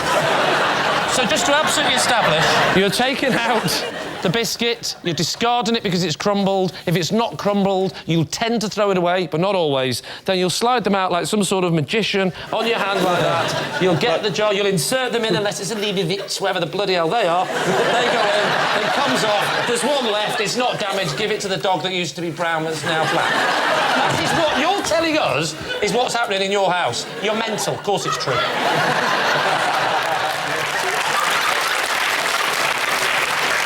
You think that's a lie? I think it's a lie. You're going to say lie? Go on then. I'll go with my team, say that's a lie. Yeah? Lie. David? Oh, yes, I think I can believe it. Yes, I don't like the broken biscuits on the end. Yeah. So what are you saying? So we'll say true. You're saying true, right. Yeah. You say true, you say lie. Well, it's actually a lie. Next. I once hid a girl in my bed whilst my entire family came into the bedroom to have a conversation with me. Right, Lee. Now, how old were you? I was 18. And a bit of a nervy question. How old was she? No, she was... she wasn't. She was of age. Of age? Yeah. 44. 65. No, she was just of a normal age. She mean a normal age? It's a normal age. It's a bit ageist, isn't it? An 18-year-old Are you saying that Rob's abnormal? Well, yeah, if Rob was in my bed, it would be a bit weird, but... Actually, what, a lot easier to hide him. Just pop him in the pillowcase, throw him over your shoulder, off you go. So, you'd had a lovely tender time with this young lady. The next morning arrived, the start of a whole new dawn, and she was secreted, hidden, under the duvet. My dad comes in, and I say, get under there. Under there. And what did your dad say? No, Who's this I've just found? I don't want to have an awkward moment with my dad introducing him to this girl, so I said, why don't you just hide under there? Was she a very thin girl? Because I would have thought you would have seen a body under a duvet. Yeah. You see, you don't understand the kind of toggage that I'm rocking back at home. It's a very thick duvet. Like, yeah, plenty of... Was it winter? Duvet to Jack? hide. Yeah, it was winter. But there's nothing worse than a heavy tog in the summer. Oh, I hate it. But I have two duvets within the thing, and then I take one out. So do I. I take one away for the summer. Yeah. Stick it back on for the winter. It's a lovely way of doing It's it. so good. I'm sure. God, is it always this boring, this show? Right. I'm just going to cut to the chase here. You two, watch him very carefully while I ask this question. What was her name? Yeah, well, that's no proof. I can't say on TV. Why? Oh, very good. I want to protect her modesty. But do your whole as I family did come on into that your morning. bedroom often? Oh, nice. Do they my just go, dad "Oh, always. morning"? My dad All will of always you, come yeah. into my room, Yeah. and he always brings in the Telegraph and reads to me little extracts that he's found. And then your mum's behind him, and then your brother and sister, And then can we listen? What happened this one morning was that my dad had received a round robin, so he came in to read me this letter. I said hide under the duvet. Then my mum came in with a cup of tea, and my dad was reading this letter, so he was like, "Oh, Molly, Barnaby, why don't you come in as well?" Sounds like a rough family. So they were all round the bed, and she was sort of hidden under there. It was quite a long letter as well, so I had to keep sort of giving her a bit of air. And then You're doing that, were you? Yeah. Is it a single bed or a double bed? It's one of these ones that's like a small double bed. Well, they're called single beds. It was, it wasn't. Is this the first time that had happened? Had you never been in that situation before? Or? I'd brought a girl back before, but I'd been very careful to sort of sneak her out in the morning.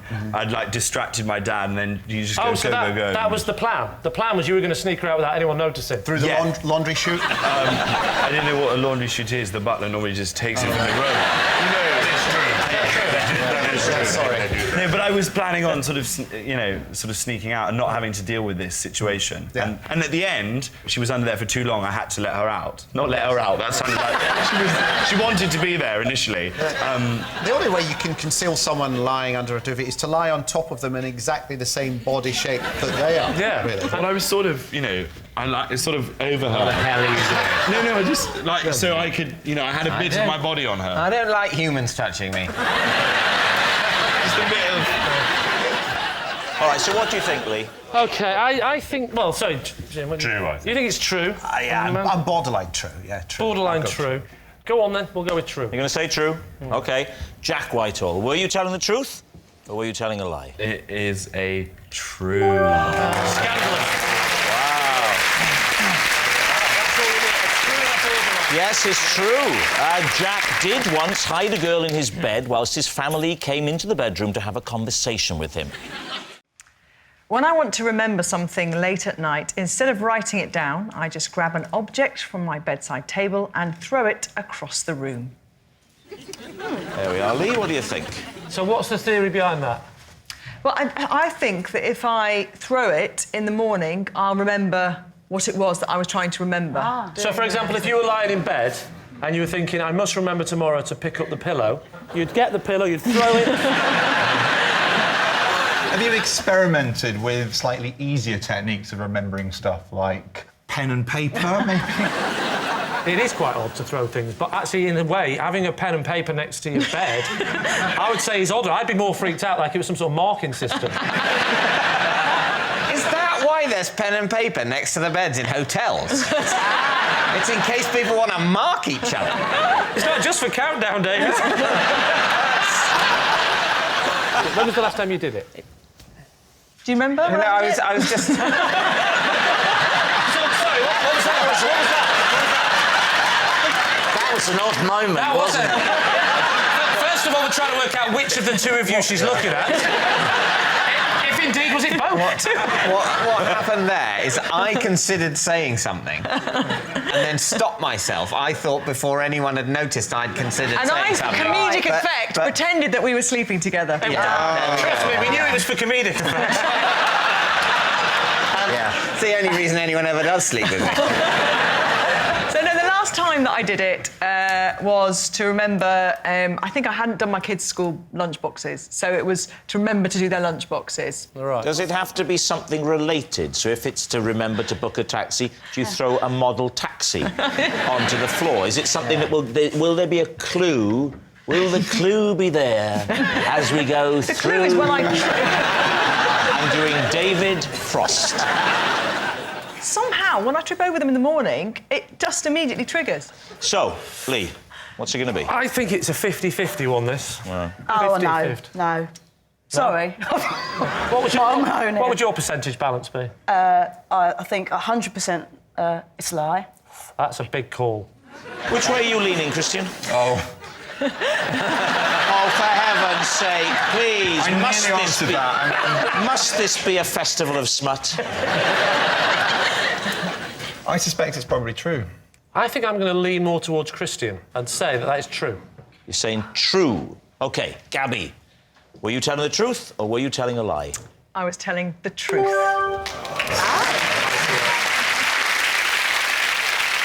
Yes, it's true. Whenever Gabby wants to remember something late at night, she grabs an object from her bedside table and she throws it across the room. I once negotiated the Home Office budget whilst crawling through a children's ball pit. Right. David, what was your job at that point? I was the economic advisor to the Chancellor to the Treasury, and so my job to sort out public spending. When you say negotiated it, who else was in the ball pit? I was the only person employed by the government in the ball pit, but I was on the phone to number 10 Downing Street to arguing about money. Do you have children? Yeah.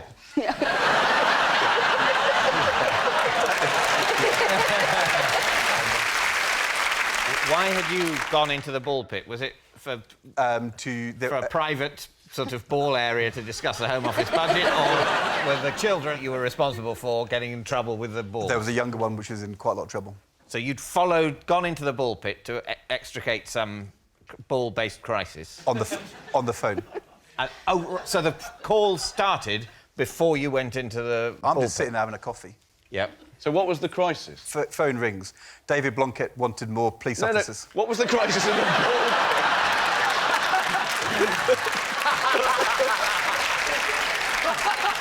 What was the political crisis? What was the problem in the ball pit that made you go in? Yeah. There was screaming and cries for help. It was a blockage. And there are tunnels and things, are there? Tunnels and slides, and right. the way it works is you have ball pit, tunnels, kind of ladders, all sorts of Tommy stuff. Cooper impression. Ball pit, ball pit, ball pit. Tunnels, tunnels, tunnels. Tunnels, ball pit, tunnels. Can I just ask, was the blockage balls or was it a child? I think and if you went in there, wouldn't you have caused a bigger blockage? It was... But sometimes you just got to go in. Who has rung you up? Jeremy Hayward. He was the principal private secretary to the Prime Minister, and he's now the Cabinet Secretary. The problem was David Blunkett wanted the police officers, we didn't have enough money, and Jeremy was ringing me to try and sort out the problem. That's a lot of people and I'm wanting on the phone, and suddenly the cry comes, and do I admit to Downing Street that I'm in a children's ball play area, or do I try and bluff it out? I didn't want to admit that I was more focused on children's ball areas than sorting out...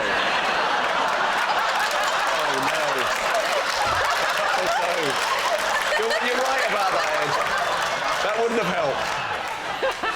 So let's go through the phone call. I will be the person. Who was the person that called you? Jeremy Hayward. Jeremy He's the Hayward. Cabinet Secretary of the country. OK, so and what sort of person is he? Give me something to work with. Nice guy. So he rings up and says, we've got a problem. No, Ed, you don't understand. I want the voice. Is he northern, southern, old, young? Sounds exactly like Tom Jones. Excellent. So listen. Where is he? Old, young, north, south? My age.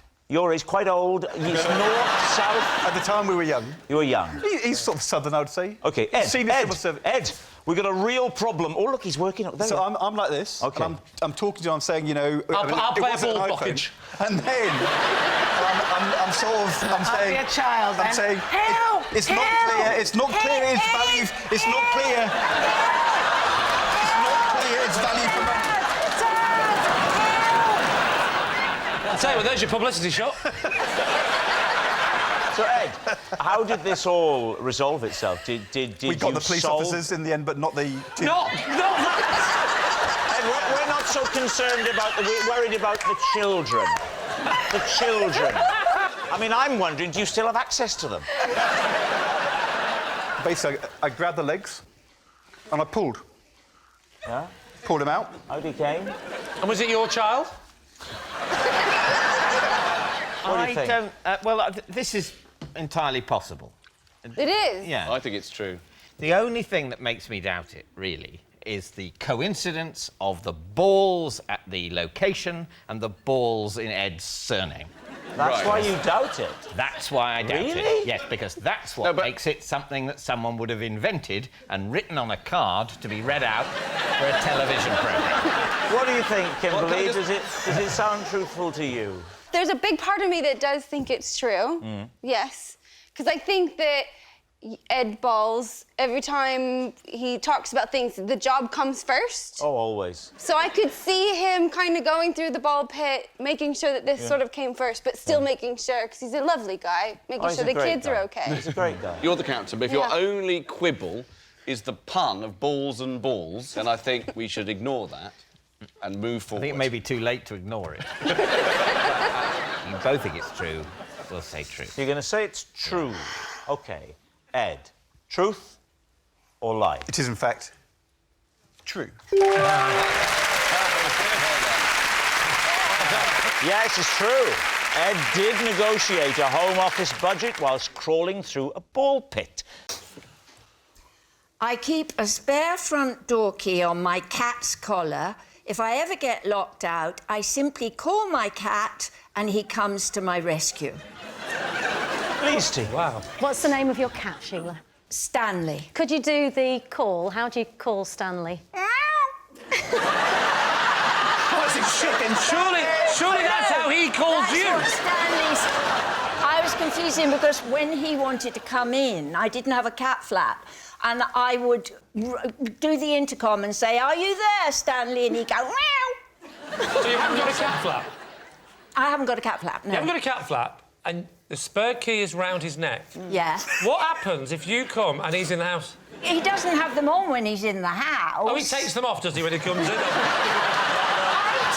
he take it off and hide it under the brick for you? I take them off when it's in the house, because it jingles. So do you put him out every time you leave the house? Yes, I do. You do? Are you not worried about burglars? Like, seeing the key around your cat's neck and then using him like a key ring and just... No,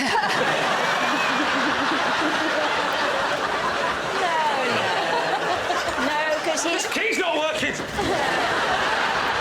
No, it's in a metal case. It looks almost like a whistle or something. Oh, I And you see. just pull it out, and then inside there's a Does key. he also wear one of those medallions with his address on it? No, he's got a chip. He's got a chip inside him. Oh, he doesn't need anyone to bring him home with his address, because he can just come and go as he pleases with the key. When was the last time you had to use this method? About a fortnight ago. What happened? I'd forgot my key. I left it inside. It was late at night, and I'd just come back from the theatre. It was about 11 o'clock. Oh, what had you seen? Don't say cats. What... I I'd seen Jess Butterworth's new play. Can I just ask why you don't mortise lock your door? Modest? Mortise.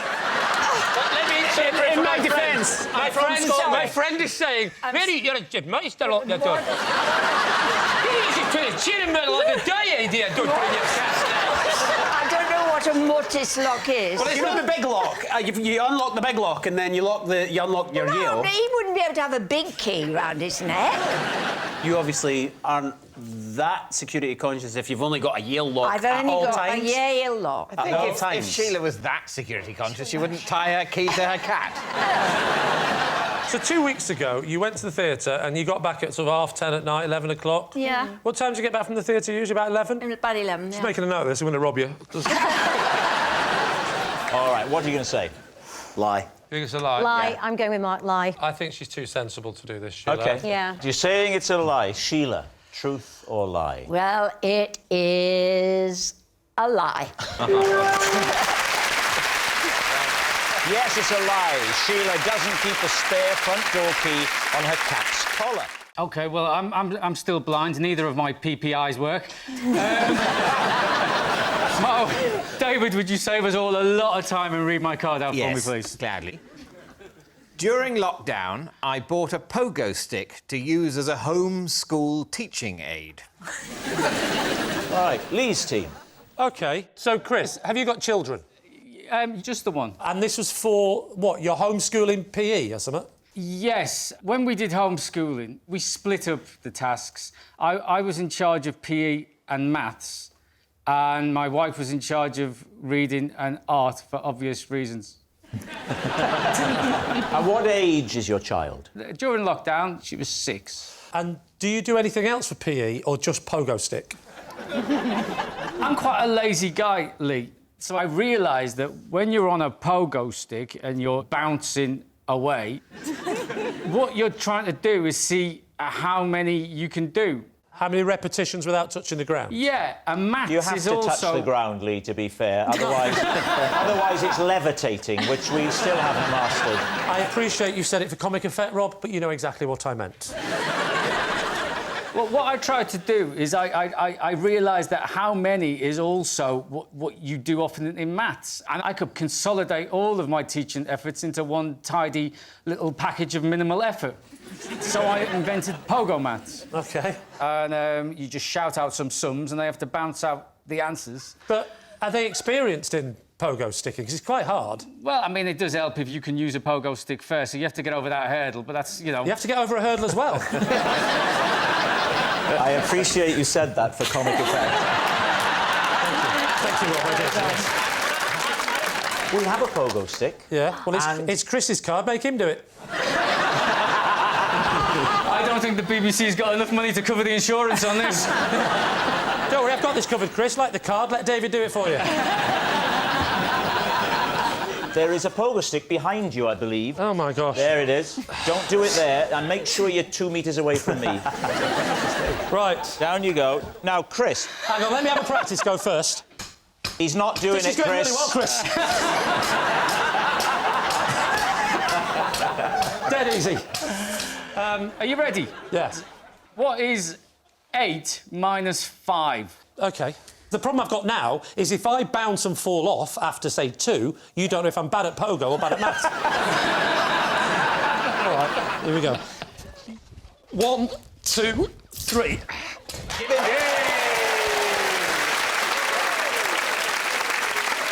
Well, this is good because you've got to get them all right if you want to do dinner tonight. I've got one. So let's just see how many I can do. Yeah, let's see how many you can do. I'll try and jump up onto that. How about that? Don't do it, Lee, don't do it! 1, 2, 3, 4, 5, 6, 7. I've got no idea what's going on. So, having experienced it... Yes. Do you think he's telling the truth? What do we think? I didn't know they still did pogo sticks. Oh, yeah. Oh, yes. Imagine how hard you could hit the ball with a spring-mounted snooker cue. I mean, that's a good point. Yeah. So what are you thinking about this story? The more I think about it, the more I think it wouldn't work because the white ball's going to spin back. No. We're talking now about the maths and the pogo. Do you reckon it's true? I think it's true that Chris is lazy. I'm not really blind, it just gets me out of doing things. Listen, tell me about it, mate. I do it all the time myself. How do you think I park so close to Sainsbury's? I think he's lying. You think he's lying? I think he's lying as well. You think he's yeah. lying? We'll go with my team and say he's lying. OK, saying it's a lie. So, Chris, maths on the pogo stick. Was it true or was it a lie? Pogo maths, copyright, Chris McCausland, 2020. True. Oh! Sorry. Yes, it's true. Chris did use a pogo stick to teach his daughter maths. For several months, I had to sleep on the floor because I'd given up my bed for a sunbed. Please, team. When was this, Claudia? Yes. I think it was in the 90s. Why did you give it up as opposed to just getting a sunbed? Yeah. Oh, yes, because... Have a little read of it again if you need to. No, I'm absolutely fine. Who needs a bed? I'll sleep on the floor. More important to be orange. Was it... Sounds like someone speed dating with an Oompa Loompa. There you go. Right, talk us through the process of how you got a sunbed. Yeah, I didn't purchase one. I borrowed one for a bit, for some money. For what? She's trying to say she rented one, I think. That's what happened. I rented So you rented a sunbed? I rented. Hello, have you got a sunbed? I'll give you some money. Yeah? Yeah, and then for a couple of months, for several months.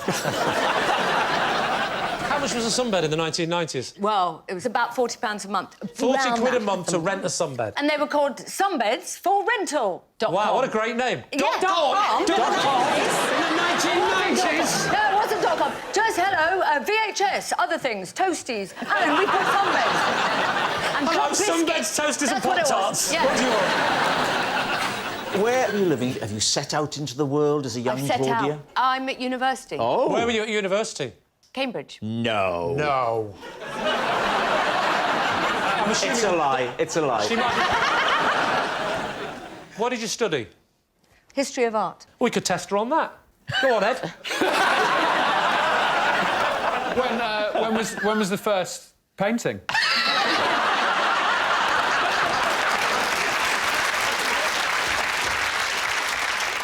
So where was this room? Was it in a campus block? No, it was in a road. Just a room in a road? Was it surrounded at all by a house? It was in a house. Did you sleep on the floor next to the sunbed? Curled up like a mushroom. That's how I sleep. Well, you're probably under the lamp too long. Did you ever bring anyone back after a night out? I had quite an unsuccessful love life at university. Were there just men leaving more tanned than when they came in? Kate, what do you think? Well, it's tricky, isn't it? Because the way she's stumbling and hesitating could be a complete, red herring. Orange herring. I'm going to go lie. The thing is, Claudia's been on the show many times before, and sometimes she tells the truth, sometimes she lies, but what I've learnt about her is she doesn't know what's going on in her own life.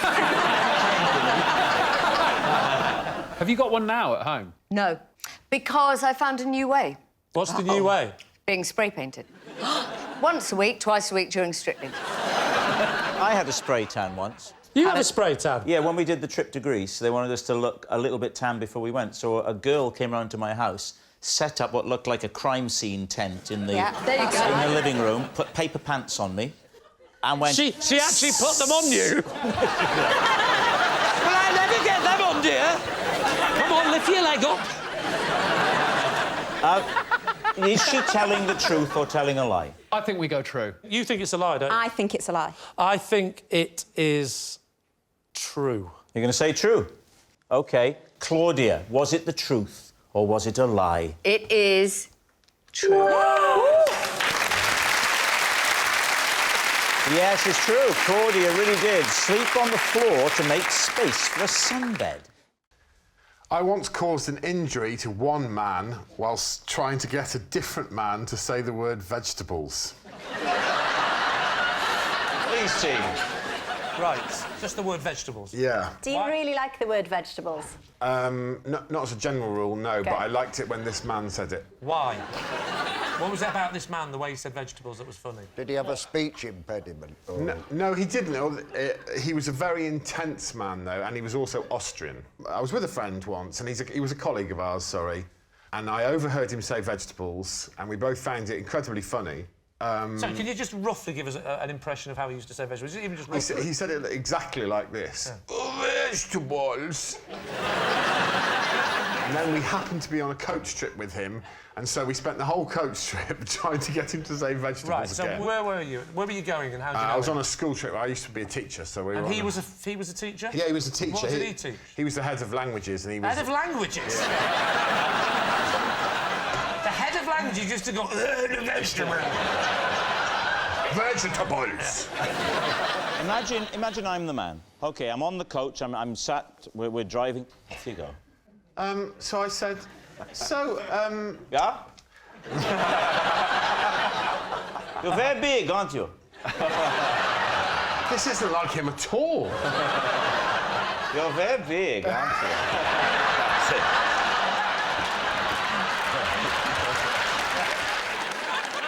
So I was saying things like, oh, I've been trying to keep fit lately, and I know that you're into keep fit. You know, would you recommend for a healthy diet? And he was going, well, you know, I would... you must eat a balanced diet, you must eat greens, and you must enjoy some protein in limited... I was going, yeah, but I mean, if you were to group some of those foods together... And he was going, well, I mean, yeah, you must have carbohydrates, of course, and you must have... And it was horrific. It went on for about an hour. And every time I tried to find a new angle for vegetables, his ludicrous Austrian interpretation of things led us down a dark alley. It was literally an hour in the making. And how did you finally get him to say it? I honestly can't remember. It came out of nowhere, and he suddenly said it, and he said it with such passion. It was... He went, oh, well, of course you must have vegetables!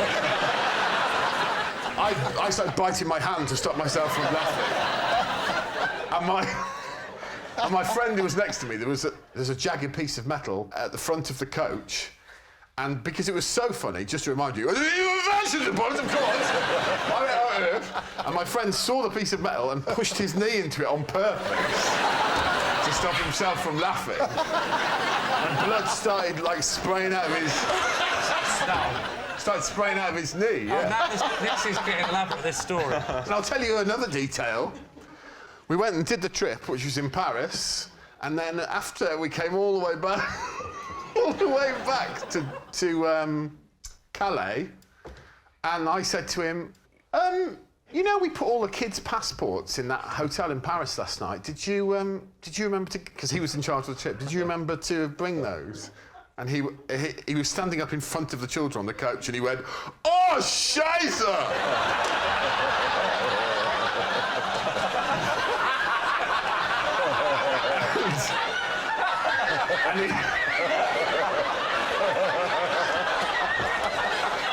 And we had to speak to the port authorities and get permission to take the kids on without passports, while he went back on his own. Can I tell you one more detail as well? We were also standing in the middle of Paris, under the Eiffel Tower. We'd been there for an hour, and the kids were all running around.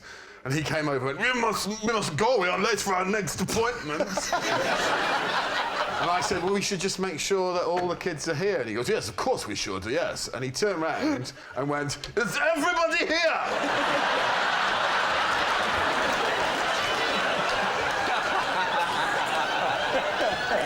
And all the kids went, yeah. He went, well, then we will move on. Vegetables! What are you thinking, Lee? I think it's true. True from John. Yeah, definitely, yeah. I think lie. You are a fantastic actor, Mr. Greg Davis. Well, so what are you going to say? OK, what do we think, Alex? I think you'll find I'm BAFTA nominated. We're all BAFTA nominated.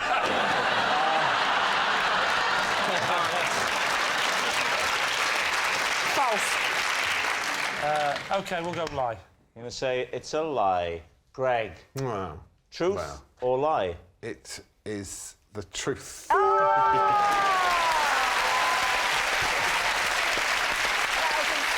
Yes, that was all true. The D in my name stands for delicious.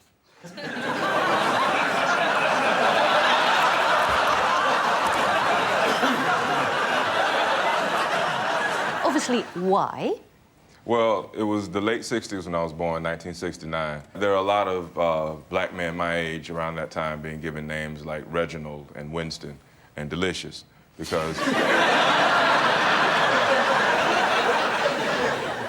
because at that time in America, affirmative action had just started. So black women saw an opportunity for their children to get more jobs. So what they did was, we're gonna give him a name that will enable him to be, you know, recognizable yet dignified to potential employers. And Delicious is dignified. well, I mean, you have to understand how it's a little different in the black community than it is in your white world. And so, like the name Delicious commands great respect in the ghetto.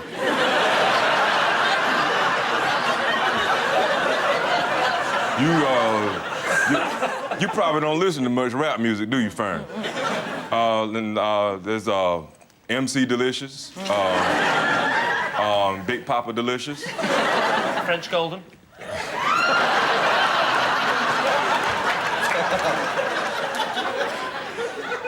Where did Reginald come from? Reginald is a German name. It means mighty or wise power. And delicious means very tasty.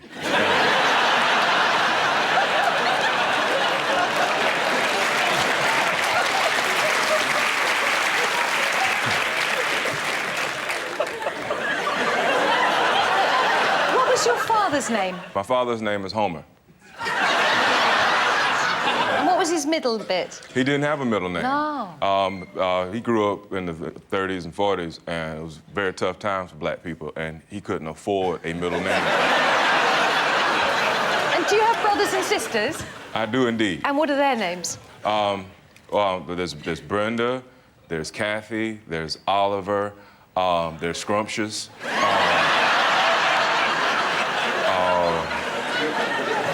I don't think people would have thought that calling you delicious would help you get jobs, except as a food. Well, I think, shall we say it's a lie? I think that's what we're heading towards. It feels stupid when it's true. So you're saying it's a lie? Yes. OK, Reg, is it the truth or is it a lie? It is a lie.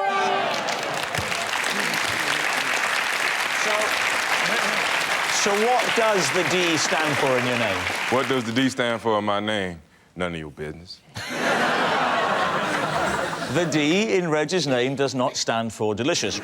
I did once meet a person called Delicious, but not sure it was her real name, or if the other girl was really her sister, or if either of them were actually qualified nurses. I cannot go on airport travelators. The one and only time I did, I got so freaked out by how superhumanly fast I was walking, I had to be taken to the sick bay to calm down. Lee, what do you think? Right, I mean, just how fast would you say you were going? Superhuman was the word I used. OK, how fast would you define superhuman? Because I've got my own definition. Have you? Well, what's yours? I asked you first. Let's just say it went very fast, I didn't like it. So you're saying that you were on it, you had to be escorted off, taken to the sick bay? I wasn't escorted off, I got off the end and then I sought assistance. You felt nauseous, did you fall That's off? right, I felt nauseous. What's the difference between nauseous and nauseous? David, what's the difference between excuse me, you could have asked me. Excuse me! I'm a human being! I'm imagining you'll refer me to David. David, what's the difference between nausea... Is it simply pronunciation? I think it's simply pronunciation, Rob. Oh, OK. Thank you, David. As you were. Shall I tell you another thing I don't like? It freaks me out when escalators don't work. You know, when you go up an escalator and you get up and you're exhausted and your legs are burning and you walk and they don't work, it's more tiring than the stairs, yet when you get to the top, you still fly off the end like that. That freaks me out. I don't like that feeling of lack of control. The escalator doesn't work, and yet you still fly off the top. Why is that? I don't think you do fly off the top. I think that's no, you do fly off the top, your David. brain telling you a No, lie. my brain doesn't tell me anything. It honestly, it does happen. Rob Brydon does not tell him anything. No. Is that official, yeah? What do you mean? It's not my brain telling me I'm You're flying off saying the that end. we're on at the top of a stationary escalator, you in Yes. some way are thrown Yes. off the end of it Yes. as if it were... As I described. That's nothing to do with the electrical motor in the escalator that isn't turned on. I'm not saying it is. That's because you're using a certain amount of extra energy in order to go up some stairs. Yes. And then suddenly it seems That. easy to go on the... Well, you'll find that at the top of a normal flight of stairs. No, you won't. Yes, you will. Nobody flies off the top of a normal stairs. Hang on a minute. Let's have a go, shall we? Let's give it a little go. Oh, you're right, David. Oh, you're right. You're quite right. What do you want about? What I'm going to tell you now, Rob, you may not be ready to hear. But the feeling of getting to the top of a normal flight of stairs is not the same. And the feeling of getting to the top of an escalator that is not turned on is the same. It's not. It is the same. It's not. It is the It's same. not. This is madness. It's not. What you're saying? You started off saying it's I'm not going to discuss it anymore. I've told you the information. At some point, you will accept it. Yes. Rob, you're on this travelator, OK? I was, yeah. And you didn't like the fact that you were going so fast. Is that, would that be a fair assessment? Well, that's exactly what I said, so yes. Yes. Why didn't you stop walking so you weren't going as fast? I just don't like the way they kind of bump. Tell you what. They kind of shift along. I just don't like that. Oh, it's the feeling. up and down motion. Well, there's a Why little didn't you- cushion padding in it, yes. You could have walked backwards and then you'd been standing still. Yes, I know, but If you judge the speed right. All right, but I had a plane to catch, David. So what do you think, Lee? Tess, what do you think? Well, I'm trying to read his body language, because I'm a woman and we do intuition very well. He's very laid back. He seems very committed. Very I think committed, he might very be telling the confident, truth. very laid back. Yes. What about you, I Des? just think he's telling the truth. I think he is. Thank you, Des. I think he might be telling the truth. You're saying true? Am I? True. True. Rod, truth or lie? It is a lie. Yes, it's a lie. Of course, Rod can use airport travelators. 5 years ago, I spent a whole week building an elaborate contraption just so my wife can let me know when lunch is ready. David's team. What is this contraption? A telephone. It's a contraption that goes from the house to the bottom of the garden where I spend most of the morning. But why? Why? Because I've got a little shed down there where I write. Describe this contraption to us. OK, well, it's long. I've got a very long garden. And it's on a slight incline. It's made out of tubes, and my wife operates one end. I receive... Are you thinking what I'm thinking? I receive something that comes out the other end of the tube. So it's a very long tube, and she puts a little ball in one end. And the ball plops out the other end. And that's when lunch is ready. You sound like somebody who is teaching sex education but hasn't got a clue yourself. Well, there's a ball at one end and the ball comes out the other end and that's when lunch is ready.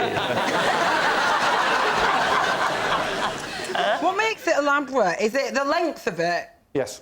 How long is it? Long. 60 metres. 60-metre long garden? I mean, you're doing well, but not that doing well. all right. How wide is your garden? Is it 1 metre? That would be great, wouldn't it? 8 metres wide. Why doesn't she just phone you or text you or WhatsApp you?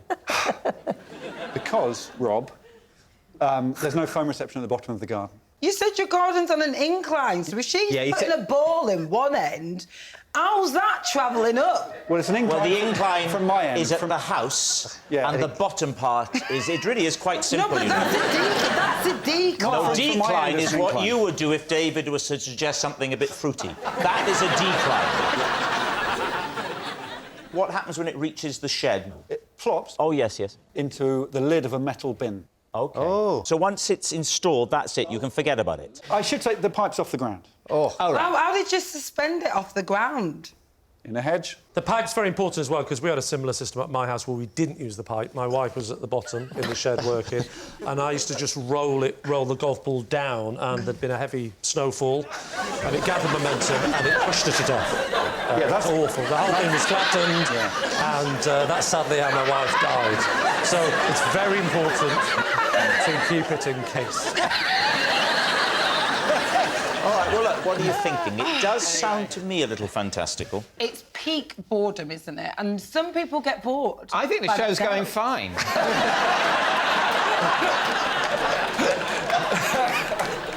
I think it's true. I think it's true as well. I'm going to say it's true. OK, so, Alex, truth or lie? 60 metres. True!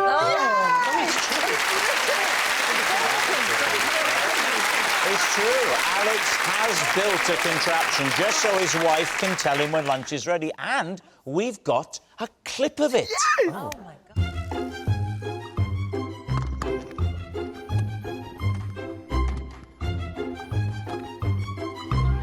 Wow! I love it! Oh. I love it! It was just like you described it. It's Lee. When I was 7, I had to be a bridesmaid at my auntie's wedding.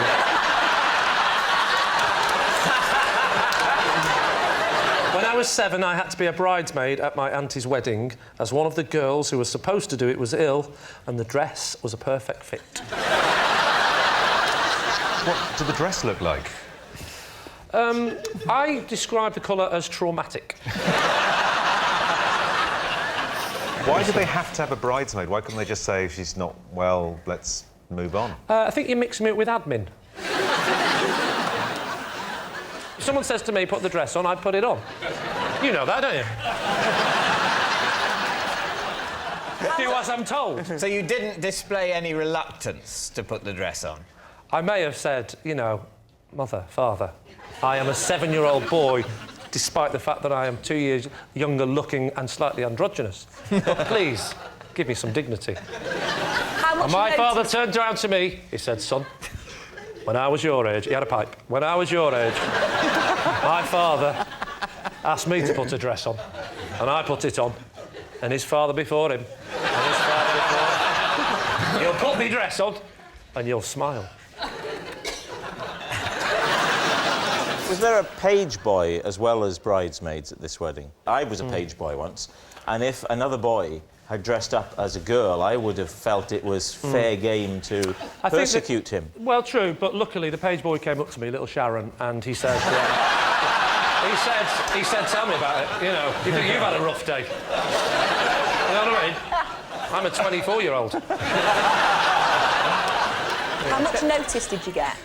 Pardon? How much notice did you get? Quite a few people. I think, you know, from memory, quite a few people were, No, you idiot! How much warning? How far in advance? I genuinely thought you meant notice. How much notice did you get? That was a genuine one. Yeah. Oh, how much notice did I get? Oh, everyone thought I was adorable. I've got to admit... everyone was looking. I was nervous at first, but then I felt like a princess.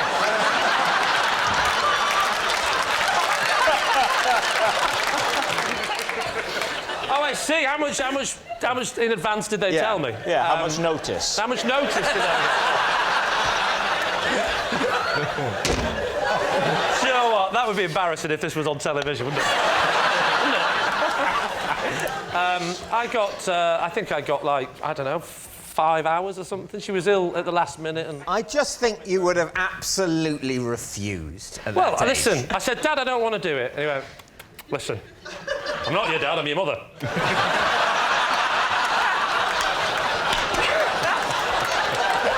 and I'm sick of you constantly calling me Dad.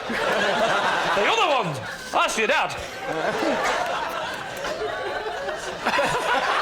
How long did you have to keep the dress on? At what point in the proceedings? I mean, did you have to wear it right through to the disco and, you know... My dad said you'll keep it on till the music starts. Da, da, da, da, da, da, da, da. Because unfortunately the cabaret act had cancelled because of illness. So what are you thinking, David? Does that sound at all plausible to you? What do you think, Izzy? I really want it to be true. Well, then say true. I actually think it could genuinely be the biggest load of drivel I've ever heard. It can't be true. I don't think it's true. Oh. Lie? Okay. Yeah. Lie. Conclusively, it's a lie. Lee, truth or lie? It's a lie.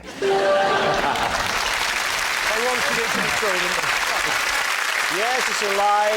Lee wasn't a bridesmaid at his auntie's wedding. Every time I lose a tooth, I put it in a pot. This is that pot.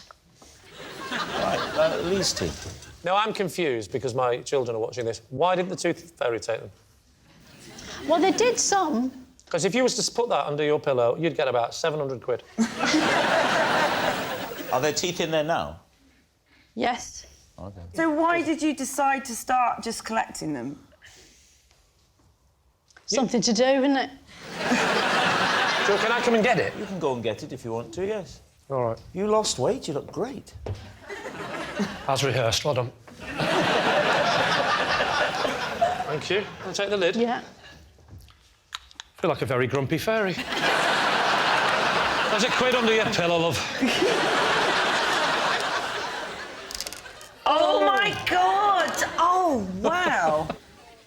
Wow. Huge! That's a big one. That's like a cat's tooth. More like a fang. This one's quite decayed. Yeah, they're not healthy-looking teeth. No. She's from Bolton. Can you talk us through them, Diane? Do you remember which one comes from where? Well, they all came from my mouth. I appreciate that, but in which Can you parts of the mouth? explain this one? Because that is just... That's like a dinosaur tooth. It's very long and sharp. Well, you know that it's not just the top of your teeth that you can see, they go down into your gums. Oh, yeah, I went to school. What scares me is if this isn't true, whose teeth are they? If I find out the producer of this show has pulled out his children's teeth for the sake of this show, I will genuinely say, well done, mate. You can probably buy children's teeth online. What do you think, Rory? Is she telling the truth? I think she has to be telling the truth because she doesn't strike me as a person warped and deranged enough to collect other people's teeth. No, I don't think... No. I better explain how this show works. If she's not telling the truth, it means that this is as new to her as it is to us. It doesn't mean I'm lying because they're not my teeth. All right, it's true. It's true. I hope it's true. OK, true. You're saying it's true? Yeah. OK, Diane, truth or lie? It's actually true. Why would you do that? I once went into a business meeting in a restaurant at the top of the Shard, but was so overcome by the views, I had to finish the meeting sat under the table. David's team. Are you afraid of heights? No. I'm just very into views. The view is just unbelievable of London, and I'm someone that's always been in awe of basically looking up. I read about that in my book, in fact. That's the first time anyone has ever plugged a book. There you go. And that is why he's a successful businessman. And did you say you sat under the table? I went under the table after. The reason why I ended up under the table was because I was uploading the photo to Instagram, and the lighting up there, it's so bright, so I went under the table and I uploaded the photo to Instagram saying I'd just taken this picture and I was blown away by it. So instead of looking at the amazing view, you're looking at the internet. Social media, it's my background. What was the business meeting about? We were meeting the CMO of Adidas, I believe, to talk about one of their in-store activations that we were doing at the time, so... Talking to them about the what? We were doing a national in-store activation where visuals played in their stores on their... Ladies and gentlemen, hello and welcome to a brand new show, The Generation Gap. Tonight, old David Mitchell will be meeting Stephen and he'll be getting very confused. Don't worry, we'll be bringing you a cup of tea in a moment. A social media campaign with Adidas across... Right, so lots of things on the internet about shoes. Smash it. Right, what do you think? Is he telling the truth? Well, it's interesting because it sounded like the story. He was under the table because he was so intimidated by the view or scared. That's what I thought he was going to say. But no, it's the opposite. It's you loved the view and you were so keen to share it because that's the thing is, you need to share it so that you can believe it actually happened. And that's the thing. We want to make a mark on the wall. Some build cathedrals, others tweet. We all want to leave a mark. And what about you, Chris? I believe that Stephen is probably one of them kinds of guys that would like to relive the moment he's just had 5 minutes ago, rather than just having another moment. What do you think, Shirley? I think it's plausible, but I'm not sure. Yeah, we'll go with that. Well, I think we'll go true. You're going to say it's true? Yeah. Stephen, was it true what you just said, or was it a lie? It was a lie.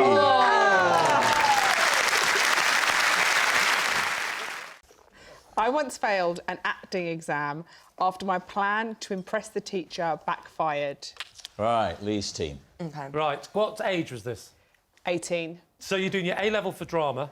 Theatre studies. Theatre studies. And what was your plan? The plan was I needed to cry during a monologue, and I was doing a Dublin accent. Oh, give us a little blast. Oh, no, because your parents are Irish. They're not from Dublin. I've met her family. I met her sister. I introduced her to my wife, Tara, and I said, this is Tara. Who's very beautiful, ridiculously beautiful. Yes, it doesn't seem right, does it? I'll tell you how unright it seems. She went, oh, did you meet after he was, like, sort of a well-known comedian? And she went, no, before, which is true. We met before I ever did comedy. And she went, oh, did he save your life or something? That was unbelievable. I didn't know for 5 minutes. OK, so this was a sad monologue. Sad monologue, and a woman, she's leaving a pram at the airport, and I needed to cry, and I needed the grade for my uni application. I needed to pass theatre studies. My plan was to use an onion to make myself cry so that I really, you know, like Oscar bait, get the exam. Well, really... you weren't intended to do the monologue and then start cutting.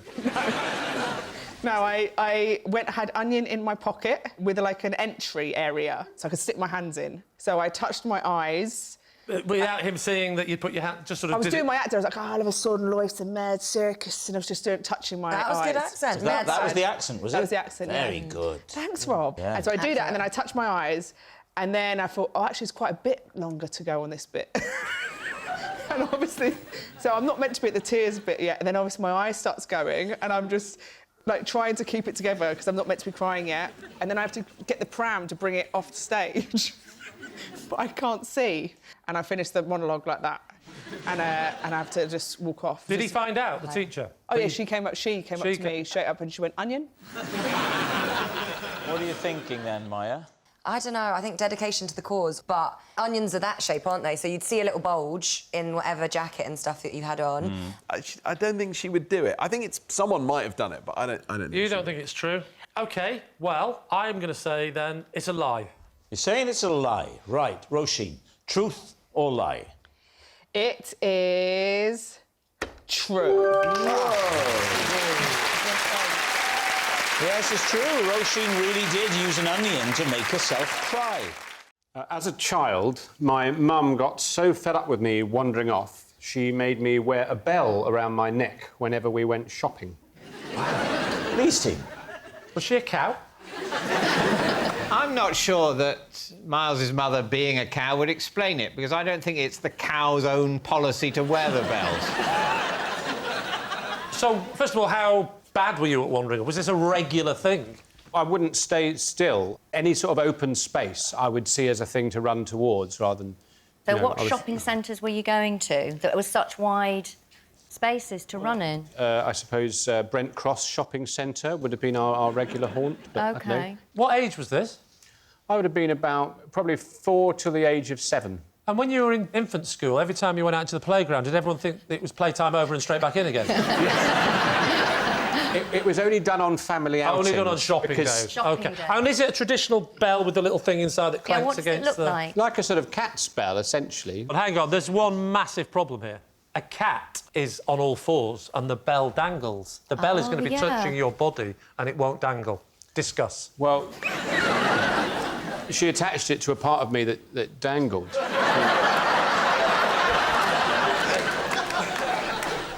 What was the furthest you ever got? What were you searching for?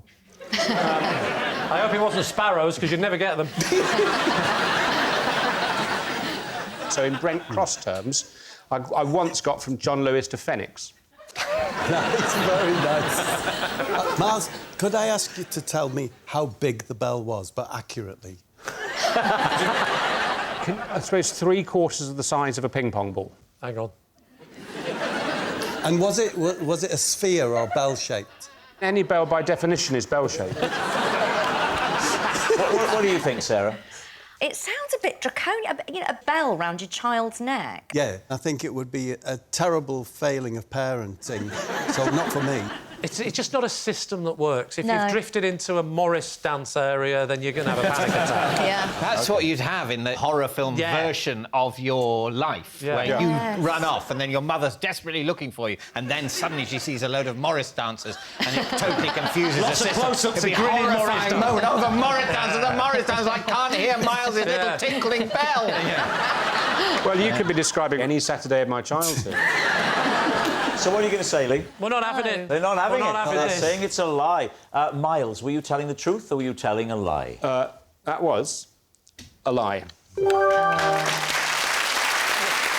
Yes, it's a lie. Miles' mum didn't make him wear a bell around his neck. I once found a steak pie down my trousers.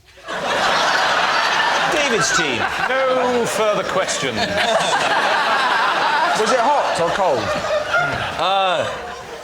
By the time I found it, it was body temperature. You know, it just air. From which direction had it reached body temperature? From piping hot downwards or from cold upwards? I think it had gone from room temperature to my body temperature.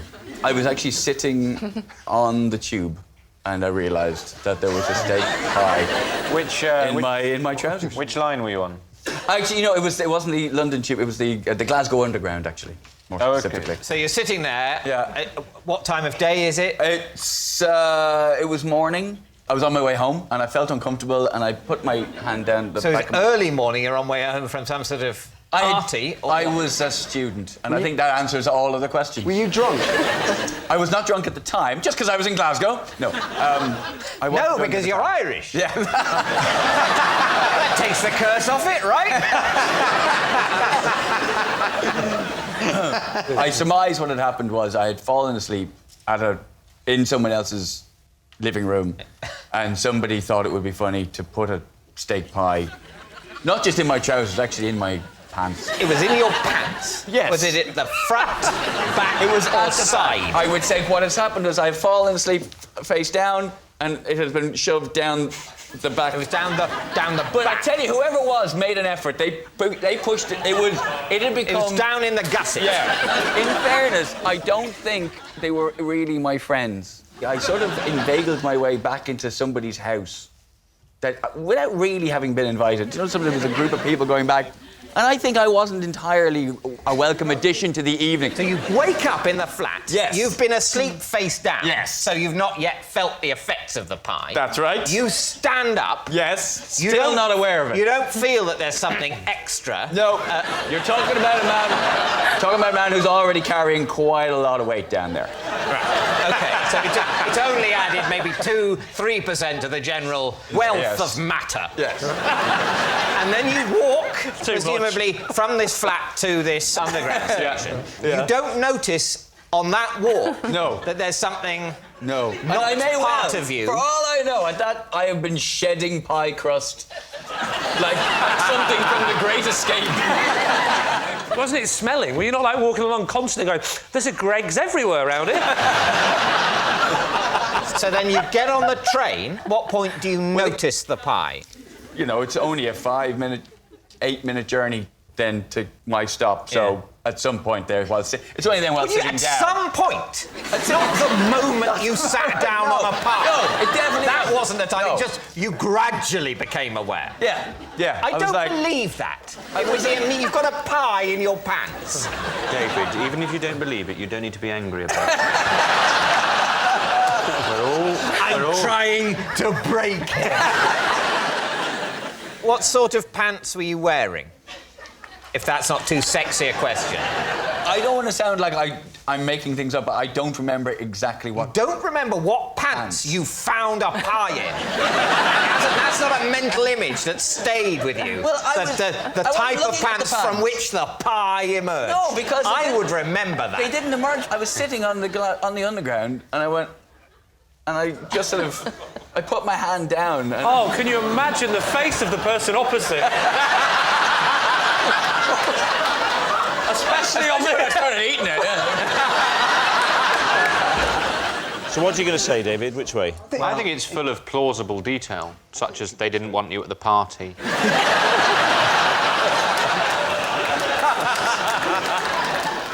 We think it's true that he did have a pie in his pants. OK, Ed, was it the truth, or were you telling us a lie? To my eternal shame, it is true. Yes, I'm afraid that was true. Ed did once find a steak pie down his trousers. Exciting. I wish everyone was as excited about being on the show as Rosie.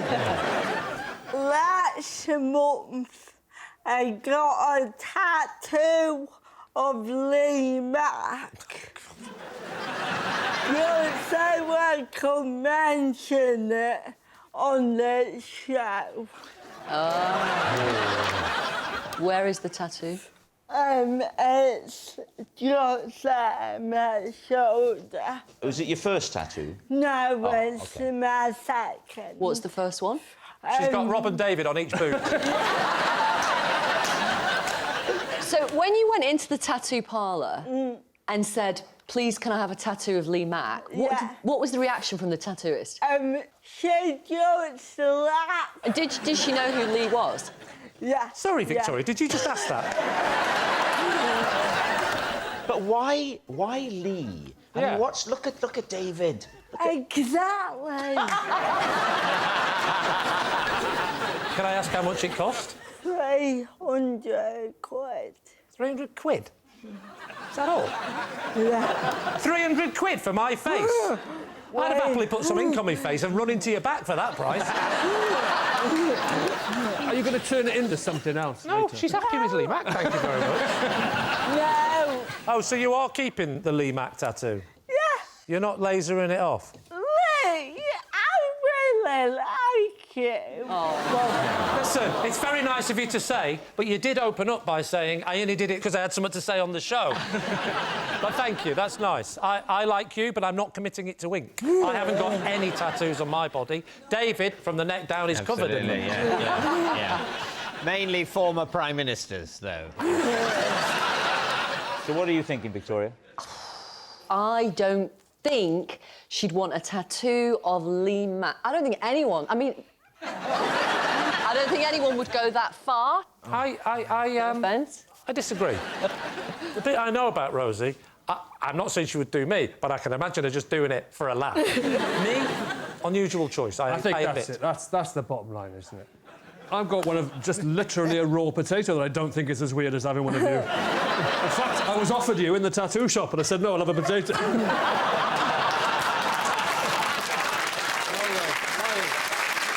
What do we think, truth or lie? Obviously, I want it to be true. Can't believe your ego is letting you even think about this for a second. You know, I'm a good-looking lad, and... I don't know. Lee, it's not true, mate. I think it might be. OK, it's obviously a lie, but I wish it was true. But do you know what, Rosie? Thanks for even thinking of it. You're going to say it's a lie? Yeah. OK, Rosie, was it a lie, or was it, in fact, true? Oh, my God. It is actually... It's going to be true.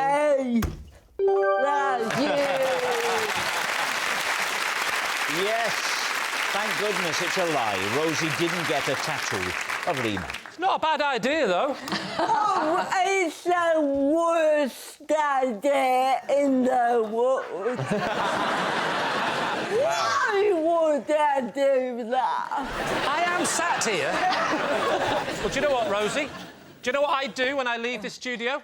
I get your face removed from my back. I once chatted to an old man because I felt sorry for him, only to find out later he was a global megastar. David's team. Well, We have to know who the global mega Yeah, is. who was he? It's Steven Spielberg. Where did you see Steven Spielberg and take pity on him? The BAFTAs. I was doing the red carpet thing for BBC Three. So had he stopped for an interview with you? No, so I was, waiting for the next person to come up. It was Michael Fassbender. And I was, getting in the zone. And then I saw this, very refined, older gentleman standing there. And I thought he was maybe somebody's dad. Wasn't there a lot of fuss around him because he is Steven Spielberg? You'd think. He looked a little bit lost, and I thought, I'm just going to have a chat with him, because it could be my dad, and I'd want someone to have a chat with him. Did you put the microphone there to have the chat with him? No, I thought he was an old man. A real-life chat. So what It did would be you an say? odd way if you saw somebody a bit lost and a bit old looking to go, are you lost? Are you lost? So Also, you stepped away from the cameraman and the crew. Yeah, so I had a bit of downtime. Yeah. There was a VT playing, whatever. Yeah. E.T.? VT. Oh. That would have been Thought they put ironic. one of his films on then. No. So What are you watching, old man? Hey, why is the monkey on the bike? So what did you say to him, Angela? I was like, is it your first time at the BAFTAs? And he said, no, actually, I've been a few times, but not for quite a while. And I was like, OK, maybe he's not somebody's dad. And I said, oh, OK, who are you looking forward to seeing tonight? Oh, I thought you said who you're looking for. No, like, I just kept it loose, who do you want to win? Have you any favourites? It's been a strong year for film. You actually said film. Do you work in the films yourself, mate?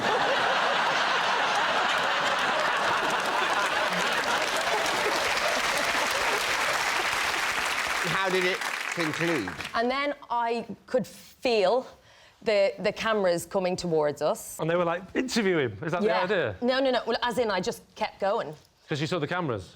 Yeah. So you did start to bring the microphone. When did the microphone? Well, I was mic'd, so he could be picked up on my microphone. Did you ask him to speak into your chest? No. Similar height. So why did you not think to use the handheld then? Well, it would be a bit awkward if then I'm like, oh, he must be someone, can I have the microphone, and keep talking to him. Well, you must have known that he was someone Yeah, obviously, prominent. but I can't ask him. Would be a great last question in the interview. And just to sum up, who are you?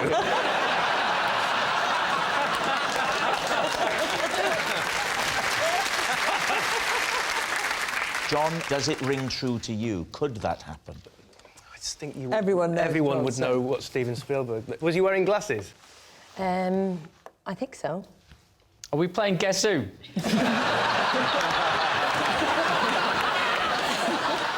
I can't believe that in the whole time you were chatting, nobody went past and said, hey, Steve, how you doing? And that maybe rang a bell. But they thought we were having an interview, I suppose. And But it you would didn't be have a bit rude. microphone or a camera, so why do they think that? You are obsessed with this microphone, Gabby. She is not pitch side with Dion Dublin. It's not important. So what are you thinking then? David, what about you? We're going to go lie. You're saying it's a lie. I'm saying it's a lie. Angela, Steven Spielberg on the red carpet. Truth or lie? He's a lovely man.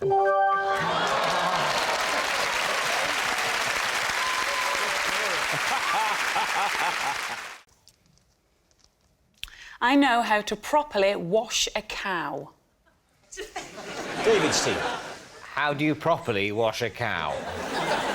With water and soap and determination. Why do you have to wash a cow? If they get dirty.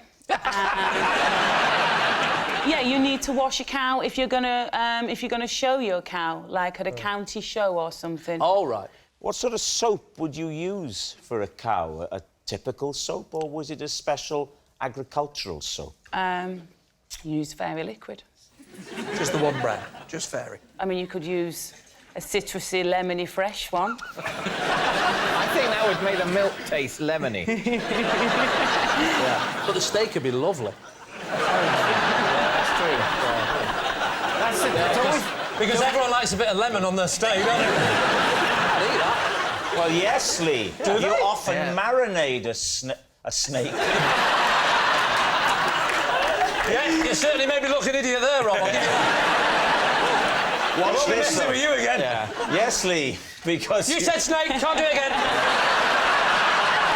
And every time you say it, I'll shout snake. So why did you have to wash a... You marinate a steak in lemon. Save it for tonight when you're in bed with your wife. I'm just marinating the snake.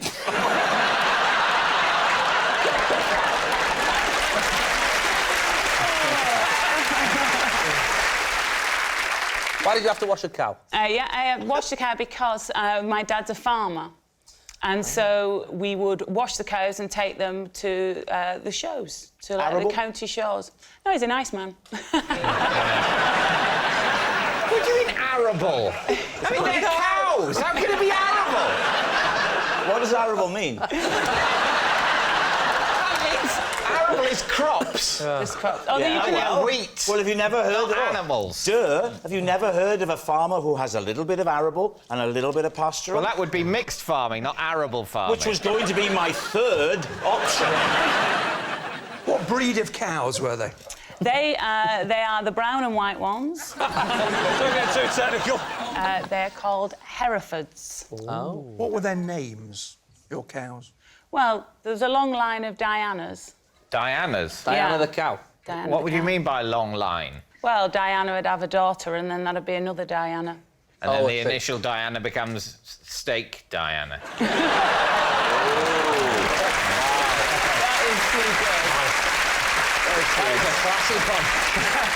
So, David, time to take a guess. What do you think? Nick? I'm suspicious. You think it's a lie? What a plausible lie. I think it's a lie. If you both think it's a lie... I'm afraid so. Yeah. Yeah, we're going to go lie. You're going to say lie. OK, Sarah, truth or lie? It's true. Yes, it's true. Sarah does know how to wash a cow. I was rumbled at a dinner party after serving up a shop-bought pie and pretending I'd made it myself. Oh, David. Right. What was in the pie? Steak and kidney.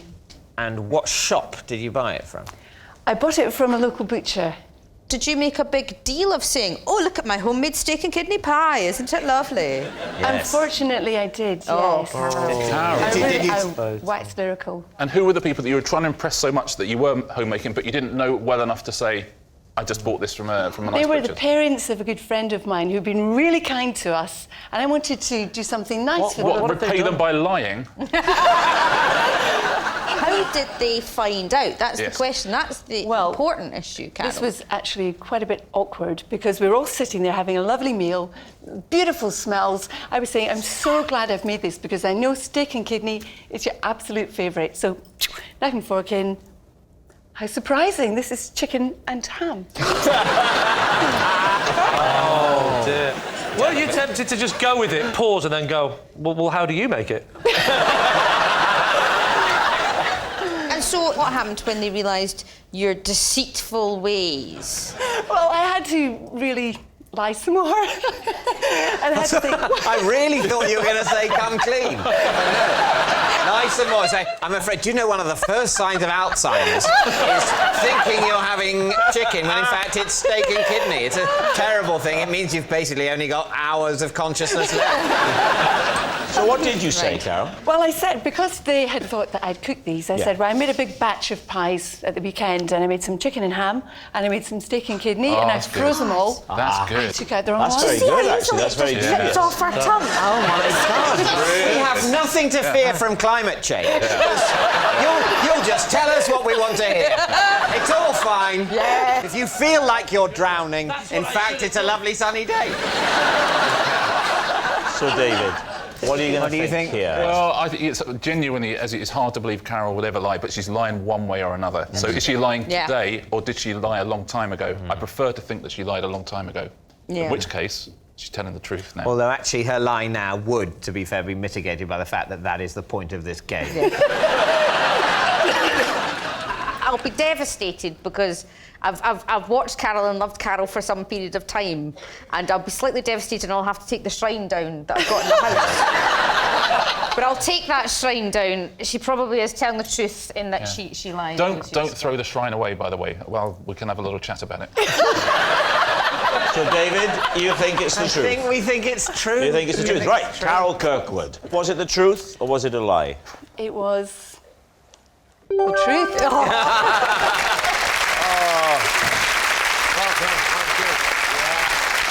Yes, it's true. Carol was rumbled at a dinner party after serving up a shop-bought meal and pretending she'd made it herself. My dad once broke my leg during a particularly vigorous bout of gargalesis. Lee, I can guess your first question. So, what does the word dad mean? So, go on, what is gargalesis? Gargalesis is very heavy tickling. Ah. Did you call it roughhousing? We used to call it roughhousing, as well as gargalesis, obviously. You call it roughhousing? Yeah. That's like where I used to live.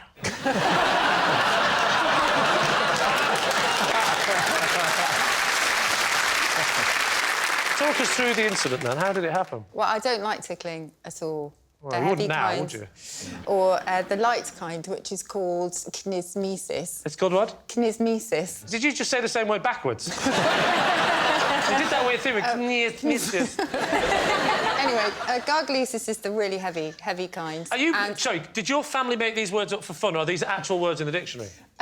These are actual words, yeah. Oh, OK. In the dictionary. So, there he was. So there he Your was. dad was tickling you where? On the landing.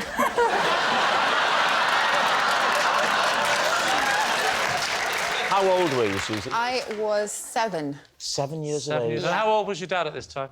My dad would have been, I don't know. Oh, you forgot you do the words, not the maths, don't you? Do you want to phone Rachel and get back to me? And so I, just because I absolutely hate tickling, was desperate to get away and went to move off, and in doing so kind of left my leg behind. Which leg was it, Susie? It was my left leg, and it's still ever so slightly crooked. Is it? Yeah. You were tapping your right leg before. Yes, I'm it sure. was. That's Oh, what was I I? remember. Yeah, I mean, you do legs left and right. it's It my just, left leg. you know. So what do you think, Lee? Is that the truth? This is what might have happened. They might have given her a card with a word on, knowing she's a wordsmith. Yeah. And then she's gone, right, I better give a meaning to this word quickly. I'll say tickling. Well, I'll tell you what. Because Susie was coming on the show, we have got a dictionary. Ah. So... And is this cheating? Are we allowed to do this? I'm allowed to do whatever I want. Susie, would you spell it for me? It's the wrong way up. Would you spell it for me, please? Good job you put those glasses on.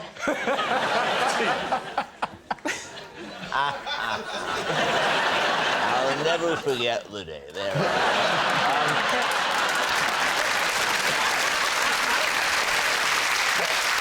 How do you spell it? G-A... G, right, give me a minute. R-G... G-A-R-G... A-L...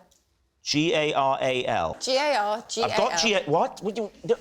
Let me say, I've got G-A-R, OK. and then... Right. Oh, my God, it's like trying to get my dad to write an email.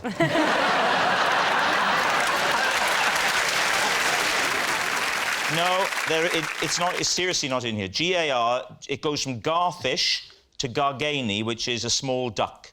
Oh, yeah. OK, so we've got a problem here, haven't we? Because we found out that the word doesn't exist. You said G-A-R-G-A-L. It's a small dictionary. It's not a small dictionary, it's huge. So, what's it going to be? I'm totally confused on this one. I'm a lie now, I think. You're a lie now? Yeah. Why? Well, based on the wrong leg, this strange word, 2 strange words. Not for me. So we say lie. For me, Lee, yeah. So lie? For Lie? Lie. We're going lie. What's a lie? Susie, truth or lie? It is, in fact... Yeah. Well, there we are. It's true. Susie did once break her leg after her dad tickled her. I developed a word association system to remember people's names, but gave it up when it backfired on me. David, what was the word association system? That I developed? To help remember people's names. It was... Jack, you've just got a bit of fluff on you. Thank you very much. Keep thinking. What I do is I attach a quality to someone and then try and relate that quality to the person's name. So, just for example, so what would that be? So Jason Manford, if I think Jason and the Argonauts, and that would perhaps, and then next time I'll see you, I'll think Argonauts will make me think of Jason. What's Argonaut like about Jason? For instance, Jason the Argonauts, I might therefore J and Argonaut gives me Juggernaut. Right. And you look to me like a lorry driver. Right. So therefore I would think lorry driver Jason. And then when you next meet him, you say, "Hi Yorkie, how are you?" It has been known to backfire. Which is where we come to the hilarious backfiring anecdote. Oh, that was a bad one. Yeah. We met someone on holiday, and his name was Charles, and he wore very big sunglasses, like only a blind person would wear. And so I thought, that's brilliant, Ray Charles, because I remember from the sunglasses, and therefore I will get Charles. And then so next year when we go, I can confidently say, "Hello, Charles." But it didn't work, because 12 months later, and you've slightly forgotten what you'd set up as a system. So he walks in, I go, "Hello, Stevie." Where did you meet him? Where was it? On the holiday. Where was it? In Holidayville. Yeah. Just in Dorset. It was in Dorset. And what? So you were in a pub. And he walked over, and you went, "Stevie." He came out. Yeah, it was the following year, and I saw him again. Did he live round there? Where were you sat? No, he was a fellow holiday maker. So, and you developed a sort of mild acquaintanceship with a man whose name you could barely remember, but planned to holiday with him again. No, there was no plan involved, David. We didn't get together and say, "Are you going to be here next year?" "Yes, are you?" But you obviously thought it was a possibility, because you already had a plan for remembering his name. I perhaps didn't explain correctly that I'd seen him the previous year at the same place and not known his name. So now it's 3 years on the... So for 3 years, you and Charles holidayed with metronomic regularity at the same place in Dorset. You kind of escaped well, that's the man. not so unusual. People tend to frequent the same place for holiday. Year one, you see him, but you don't exchange names. And in year two, you learn his name. To clarify this point, year one, there's no reason why I would know his name, because I hadn't been introduced to him. No. There's no reason for you to know his name at all. Year two, I had forgotten his name, but endeavoured to remember it for the third year. Right. All right, David. Is that the truth, or is it part of Jack's impish sense of fun and a lie? I think it's the truth. Do you? I think it's a lie. I think it's true. I think I'm going to go for true. Fine, that's all right. You know. You're saying true? That's fine. Yeah. That's the team decision. OK. Jack D. It was true. Oh! Hey. That's me. Very good, well done. Don't believe me. It's true. Jack did develop a word association system to remember people's names, but gave it up when it backfired on him. I taught my kids the alphabet by singing it to the EastEnders theme tune. Well, they've got to hear it. Jason's panicking now because he knows the EastEnders theme tune, but he doesn't know the alphabet. We're not going to ask you to do it just yet because we can't win. If he does it badly, he might be bluffing. If he does it well... We could all try and do it together. Well, I mean, I've taught my children. I can teach you. Yeah, let's do it. It's just one note, one letter. A, B, C, D, E, F, G, H, I, J, K, L, M, N, O, P, Q, R, S, T, U, V, W, X, Y, Z. Lovely. No. Not lovely. You're clapping, but that's not got a definite end. It does, you stopped it mid. And that's how you learn the alphabet. Yes. But he didn't do that, You're did he? a better parent than I am, no. I might incorporate that. I've got a 3-year-old who's going through it at the moment, Okay. so... Right. although we're doing it with Corrie. Trying to mix it up a little bit. You could do Corrie for counting. 1, 2, 3, 4, 5, 6... Are there any other things you've put to theme tunes? Yeah, we do the periodic table of elements to Doctor Who. Is EastEnders on in South Africa? No. Just get the box set and catch up. And it was a letter to a note. Because you could have gone A, B, C, D, F, G. Yeah, but I wanted to make I it... haven't finished. H, I, K, L,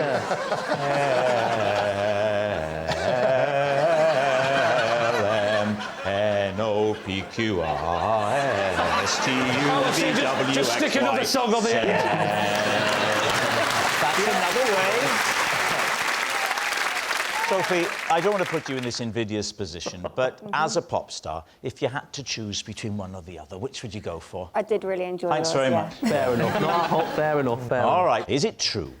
I don't know, I was just thinking about you saying, who would you choose, me or Jason? I can't help thinking she'd be swiping left for both. I can't help thinking she'd be swiping right for both. I don't know which way around it is, but you can use that in the edit.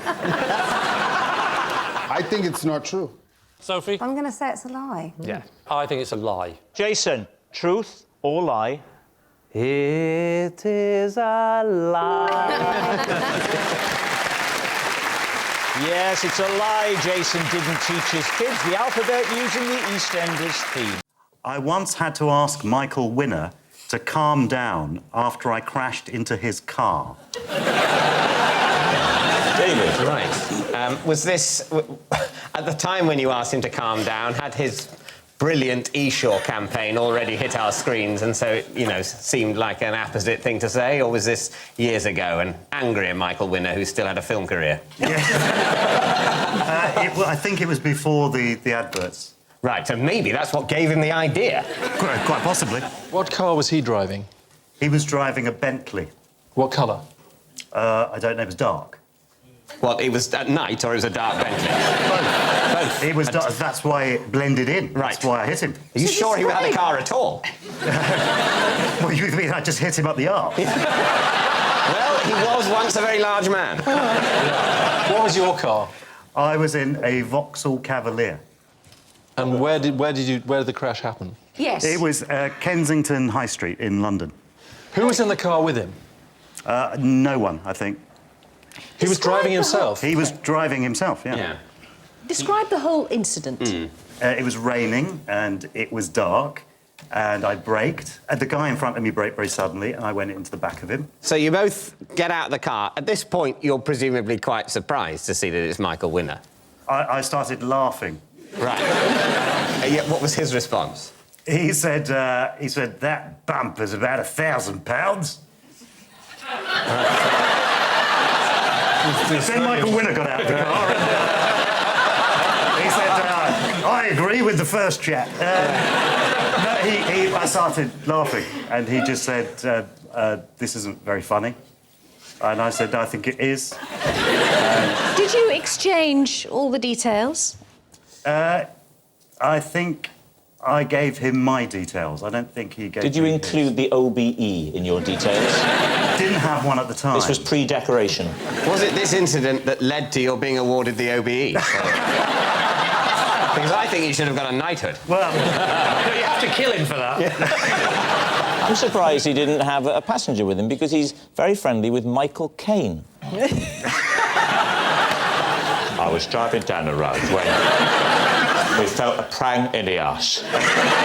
I looked around. Who do you bloody think it was? Only Sanjeev Bhaskar, pre-decoration. What do you think, David's team? Michael Winner does have a driver, always talks about the driver in his reviews. Well, you think it's true. Well, I'm so gullible. I think, yes. Oh, did it? Oh, really? You think it's well, a it lie? happened. It's a lie.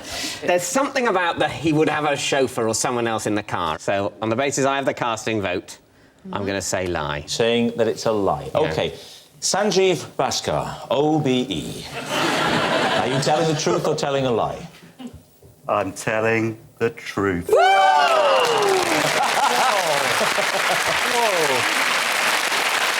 Yes. It's true. Sanjeev did once have to ask Michael Winner to calm down after he crashed into his car. It was a serious accident, but a couple of good panel beaters and some light touching up, and Michael looked as good as new. Kevin, you're next. I once accidentally bought a horse. Sorry? You bought a what? A horse. A horse. Sorry, I missed the S. You claim that you once accidentally bought a horse. Am I right? You're right. Right, fine. We're all clear. Under what circumstances? What did you think you were buying? I never thought I was buying anything. I thought I was renting.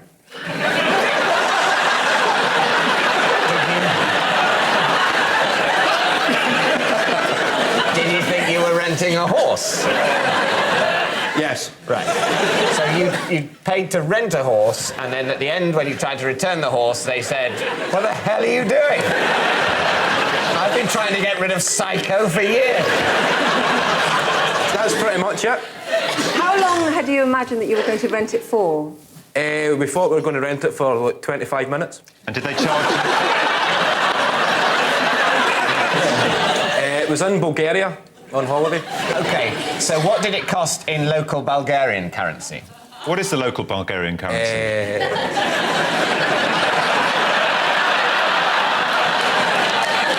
It was 200 lev. Lev, L-E-V. I don't know how you pronounce it, but lev. 200 lev. 200 How Bulgarian. much is that in sterling, roughly? Roughly, I think at it's the time. At the time, I think it was at £90. So we thought it was a good deal. £90 for 25 minutes? For 25 minutes on a horse. But you said we thought we were going to rent it for 25 minutes. There was me and my friend. So you were It was going a to lad's holiday, we were 18, we thought we'll we'll go horse riding. In Bulgaria? In Bulgaria. Did you question the odd sort of time slots they were going for? I've never been pony trekking, but I imagine they sort of rent you the horse for perhaps a couple of hours. Well, or at least a solid half hour. You get 25 minutes and then the horse needs a break for 5 minutes and then somebody else you comes. keep the horse forever. Well, I never knew that. What happened when you tried to take it back? The guy explained to us that the guy was gone. The guy... Never say the phrase on this game. The guy explained to us that he'd gone. Well, there was two. Never say that. There was two different guys. There was two guys. Go through me if you want to speak to my client. There was guy A. Guy A. That's a Bulgarian name. It's very well known. The most famous Bulgarian name. Guy Dimitri. I think that... No, guy A. And guy B. Right? We thought we were going horse riding and we were heading towards the place where you actually hire the horse. Stables? The official... the stables, right? Honestly, even I think he's making it up and I'm on his team. Bit of patience, Brian, come on. Right. We met a guy on the way who had a horse and we thought he was doing that thing, in Asda, when you've got a shopping trolley and you're taking it back and somebody else needs a trolley and you say, do you want this one? So we thought the guy was saying... I don't need to go all the way to the actual stable. I'm from the stable, so just hire this horse. That's what the guy said? Yeah. So we thought, all right, there was a bit of a communication breakdown. There was a Bulgarian guy trying to speak English and two Scottish guys trying to speak English. So we thought the guy had gave us the horse to ride and come back in 25 minutes. Were you not surprised? I mean, I've never been on holiday to Bulgaria, but I imagine that things would be a bit cheaper in Bulgaria than in Britain. Were you not surprised that it cost you the equivalent of £90 to hire a horse for 25 minutes? It was 25 minutes each, so it was two of us. Yeah. Right. So we chipped in for a horse. For 25 minutes each. But still, even if you thought you were going to get 25 minutes each, that's a lot, isn't it? Oh, it's an hour. You need to give the horse a break, as I said. Let's forget about the 25 minutes. Just forget about the horse. Let's forget about the horse. That's absolutely, obviously bullshit. You take the horse back. Guy B, who's the guy you met on the way to the stables... He's gone. He's gone. He's no gone. sign of him. No, he's gone. So you say to Guy A, well, we hired this as part of your not bothering to actually go to the stables but getting it a few hundred yards away scheme. We hired this horse for 25 minutes at an extortionate rate. Nevertheless, here it is. And what did he say? We went back to the place where we picked up the horse. Oh, so not to the stable, no, but to the random never got point in the road. 100 yards from the stable, so bewilderedly, where has the mysterious man gone? I would have thought that logically, when you were returning it, having thought that it had come from the stable, but you'd been lucky not to have to walk to the stable before hiring it, you might nevertheless have thought, well, the stable's where it's got to go back to, rather than, well, Sodom, this is where we picked it up from, I'm not actually taking the I'm going to stand here, 300 yards away from the stable, going, come over here! Come and get your own horse! At which point, locals start waving, going, no! You keep! Kevin, look at me. You're taking the horse back. Look at me! What happened next? Come on, Kevin. Come on. Right. So where are we taking off from? You're taking the horse back. Let's go back to the start. Kevin Bridges, for the love of God, please tell us what happened. Right. We bought a horse. We thought we'd rented the horse. We'd done the horse riding, took it back to the initial place we picked up the horse. Yes. Locals explained we'd went to a counterfeit horse guy. It wasn't the official horse riding stable. This was a counterfeit horse. This wasn't a genuine horse. This was maybe two guys in a costume. That would explain the 25 minutes. Yeah. I can't only do 25 minutes. The giveaway was after 25 minutes, so Rob went...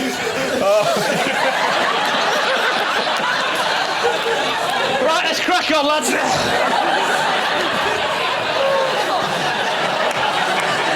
So, David's team. What do you think? Truth or lie? I mean, the trouble with this game is it plays tricks with your mind. But I don't think it's true. You don't really. It's got to be, hasn't it? It's got to be a lie. Got to be a lie. Yeah, saying it's a lie. Right, so here we go. This really is... Here's the moment. This is more than any other episode I've done of this show. This is the moment we've been waiting for. Kevin Bridges, is it true or is it a lie? It's true.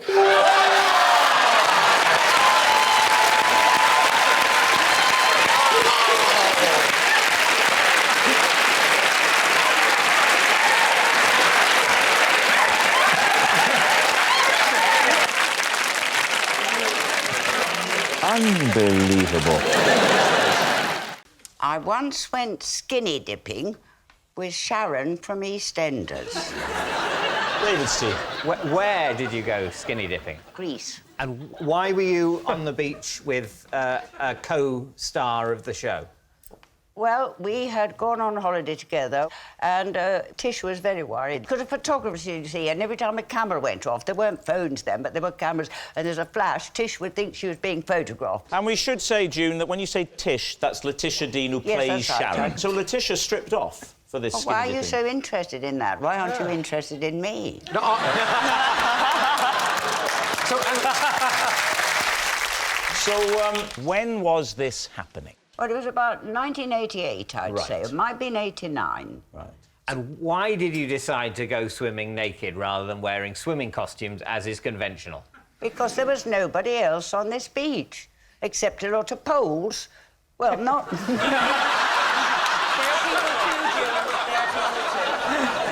There were waiting umbrellas. Were you drinking? No. She was driving. She drove into the sea? My God.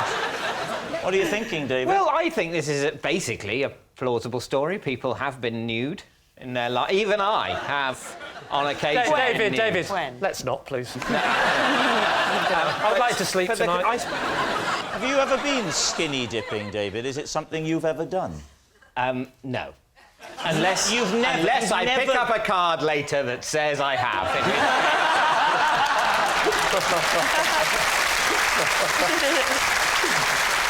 Can I ask one more question? Do you mind? Hey. What Factor sun cream did you wear as you went in? I don't think I had any on. Oh. It's not responsible, really, Well, is it?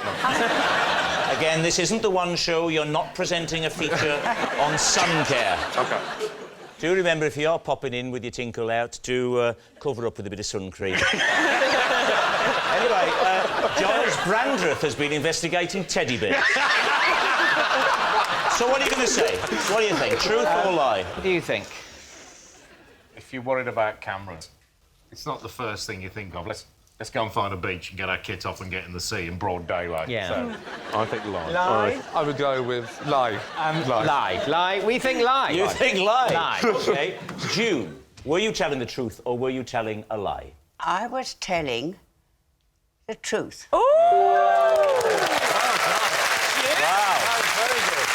Yes, that was true. June did go skinny dipping with Sharon from EastEnders.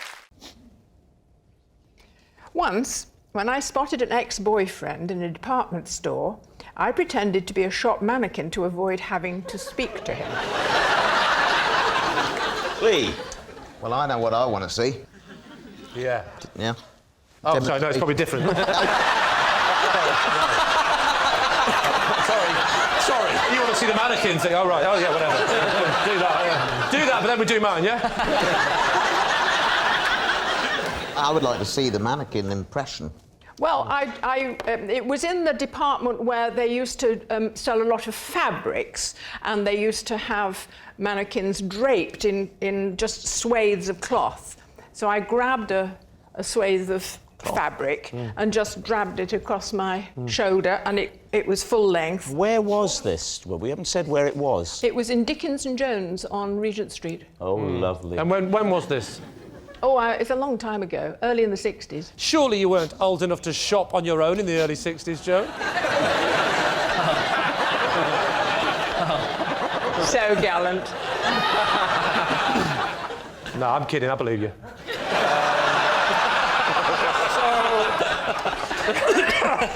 I've said sorry to mannequins before now, in the department stores. I've done that. But what were you doing to them? Yeah.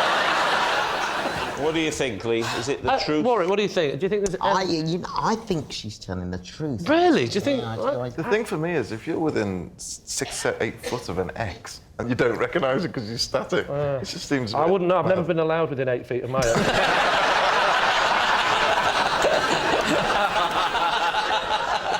Go on, then. I'll say it's a lie. OK, they're saying it's a lie. Joan, was it the truth or was it a lie? It's a lie.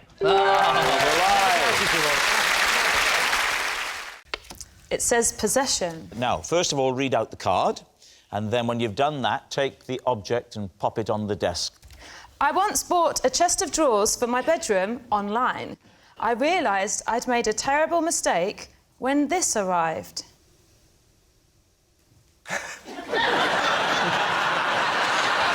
David, Steve. Is it a doll's house one, is it? All the evidence is it? there, Mary. No, that's full size. Yeah. She's massive. Sarah, on those things, when you buy online, they do have measurements. Did you not think to look at them? I knew that with things like clothes and shoes. I didn't know some charlatans were making furniture this small. So you think they were charlatans? They weren't just sincerely They're making tricksters. doll's house furniture. They were trying to pass off doll's house furniture as full-size furniture online. Yes, that's what I think they're doing. You weren't surprised by the comparatively inexpensive postage and packing? No. If out, put through letterbox. Honestly, if you saw a picture of this just close... It's massive! How much was it, Sarah? Yeah. £35. So did you just think you were getting like a full-on bargain? Very cheap. Yeah, but that's right. gone from a relative bargain to a lot to pay for that. I was disappointed. Do the drawers actually open and shut? Is it functional? The thing is, Rob, in a way, it's just like a normal chest of drawers. It really is, isn't it? Oh. Like, you can put stuff in there, it's just not big enough for my trousers and my... Sarah, so do you normally buy online your furniture? I've got this habit at the moment, Mary. I like to buy things when I'm drunk, and then it's a surprise. Why did you not send it back? Yes, because you can on these things, you can contact the seller, can't you? And you can Do you know, rate them or complain. Can I be truly honest with you? Please do. Honestly. How are you going to Again, I love this. And I was too embarrassed to say that I hadn't checked the measurements. Where do you keep it now? I keep it in my kitchen. Why? Well, I like to put money in there. How much? How much money can you get in there? £1 in there. Yeah. £2 in there. Yeah.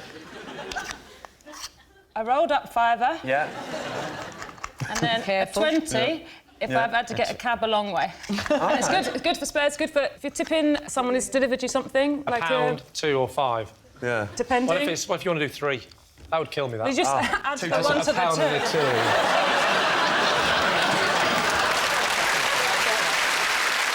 What do you think? Mary, what are you thinking?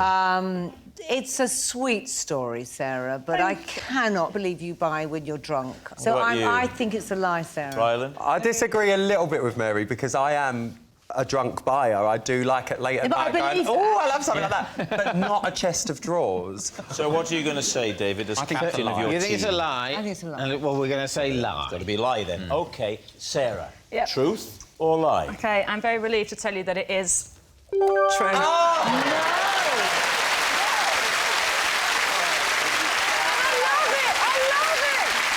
Yes, it's true. Sarah did buy a tiny chest of drawers by mistake.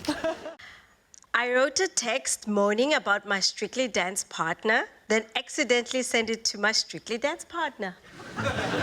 Good Lord, Lee's team. Who was the Strictly Dance partner? Gilda Horn. So that I live in Germany, and he was my first Strictly partner. So this is a German celebrity? Yes, a Gilda singer. Horn. He's not in the Gilda- adult film industry. It's a quite famous man. What's he famous for? Singing. He's singing. It was my first year as a dancer on the German show, and it was actually a text before a very important competition, Blackpool, and I was really stressed out. Blackpool? Yes. Does German Strictly get to Blackpool as well? No. Because that would be insane. I don't know why we go to Blackpool. The idea of people all over the world going to Blackpool.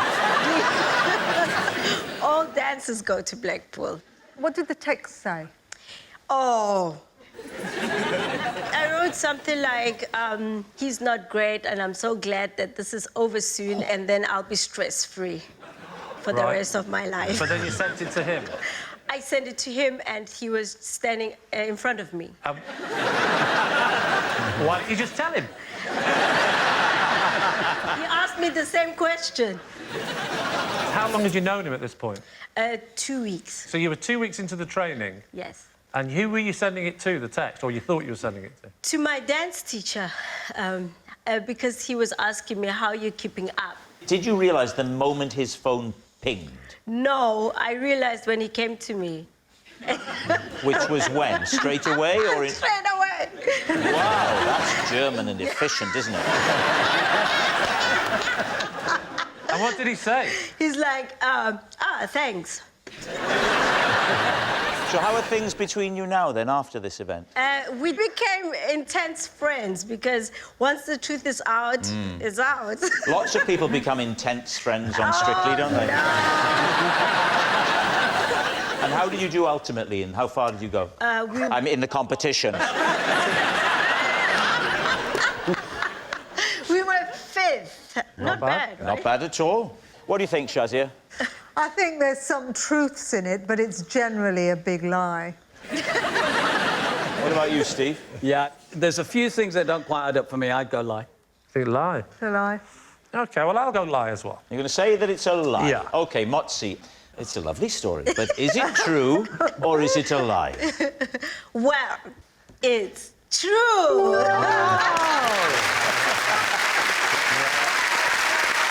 It's true. Motzi accidentally sent a text to her dance partner. After a misunderstanding, I once became a chauffeur for one of the Jackson 5. David Mitchell. Which one of the Jackson 5? Jermaine. Oh, that's a shame. So, why were you accidentally a chauffeur? Well, I was at an event. There were lots of celebrities there. It was at a huge venue in Leicester Square. I was with my best friend's husband. Oh, that's very broad-minded. You're at the event. What's the misunderstanding? Well, this very flustered sort of PR type came up to me and said, "Oh, I've got a terrible dilemma. One of my clients' car isn't here. And do you have a car?" And I said, "Yes, do." She said, "Could you possibly drop my client off on your way home?" But when I said to her, "Yes, I do have a car," she thought I meant a chauffeur-driven car. But I have my own car round the corner. So I said, "Well, I'll just go and get it and sort it." And what sort of car did you bring? It was a Saab. It's a nice car, a Saab. Yeah. Saabs are nice. It's not the sort of car that you'd expect to be sort of sent for a pop star to be driven away in, though. So it's good. It's visually incongruous, but still a quality piece of Swedish engineering. Which is exactly what I said to Jermaine.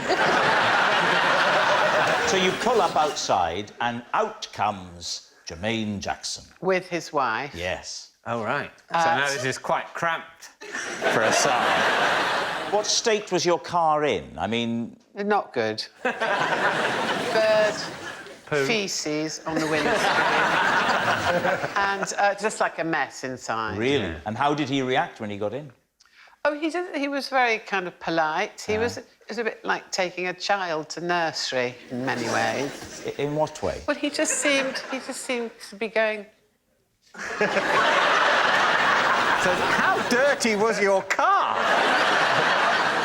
And there were lots of paps around. So there were like 3 paps on the bonnet of my car. No. There were, like trying to obviously not get my best friend's friend Roland's picture. And so in the papers the next day, who is the mystery man with Joe Brand and Mr. and Mrs. Jermaine Jackson? Just while we're here, very quickly. Yeah. One of the dads from my daughter's primary school, he came out of a restaurant at the same time as Barry Manilow a few years ago, and they were papped, and his picture went all the way around the world as Barry Manilow's new husband. So brilliant. What are you thinking, Lucy? Does this strike you as true? I'm going to go lie. Why? There are a few elements. Driving to Leicester Square, one of them. That's a very good point. Who the heck drives to Leicester Square? I had a question about that.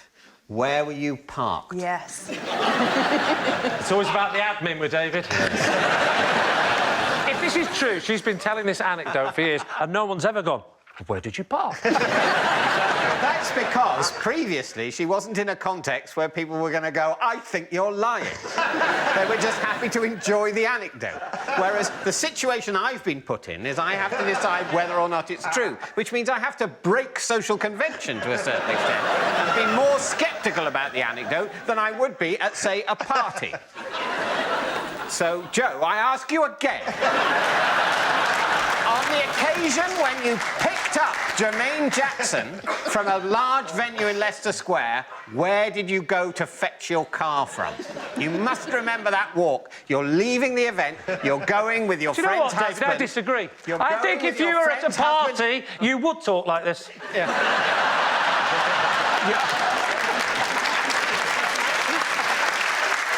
Well, I've never been invited to a party, so I'll never know. You must remember where it was parked. Well, I don't. So what do you think then, Joe? Is this true? No, I think it's not. I think it's a lie. Yeah. I don't just for... Lucy thinks it's a lie. Yeah. OK, we'll go lie. We'll go lie. You're saying it's a lie? Yes. OK. Joe, truth or lie? It is true. It's true. Joe did once give a lift to Jermaine Jackson. Every time I make a cup of tea, I pretend I'm in the World Darts Final and test out my skill at throwing the tea bag in the cup. David's team.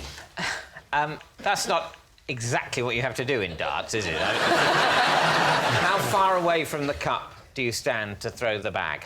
I do exactly 4 paces, but large paces. So, Rob, about 6 paces. And what sort of tea bags do you favour? Oh, the old David Mitchell chat-up line.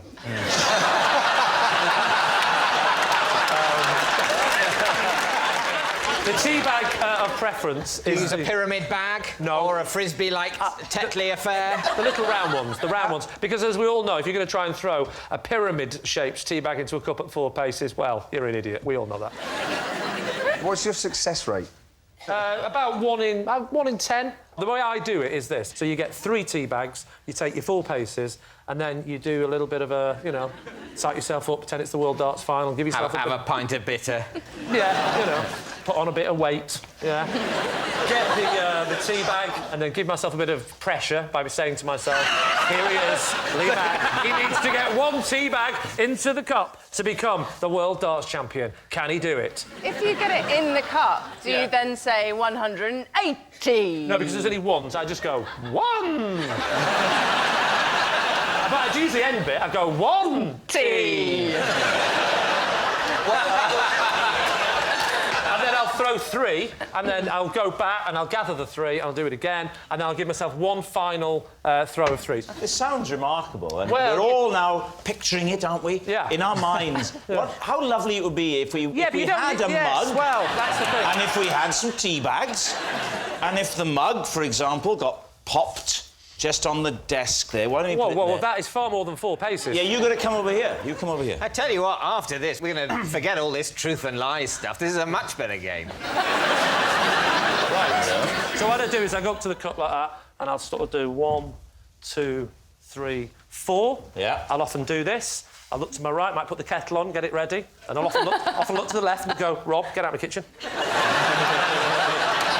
I'll go like that. I'll go, Heston, the beans are burning. You were in charge of them. David, put some clothes on. And then I will... The trick is to get... You can't squeeze too hard because you split the bag. Oh, I know.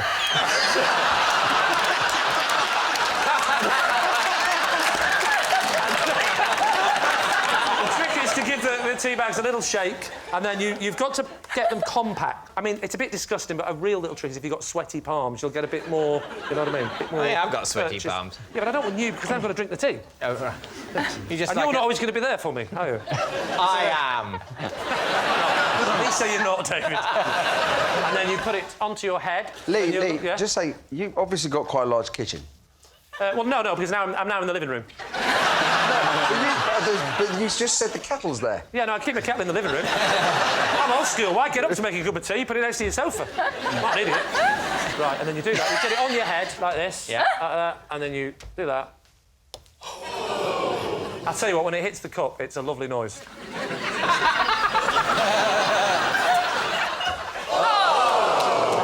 Now, at this point at home, I'll be going, because look at this. This is actually turning into an event now. And then I'll go, Lee Mack has only got 6 tea bags left to become the world champion. He's going to have to make sure that this one goes in, otherwise Joggy Wilson will be in.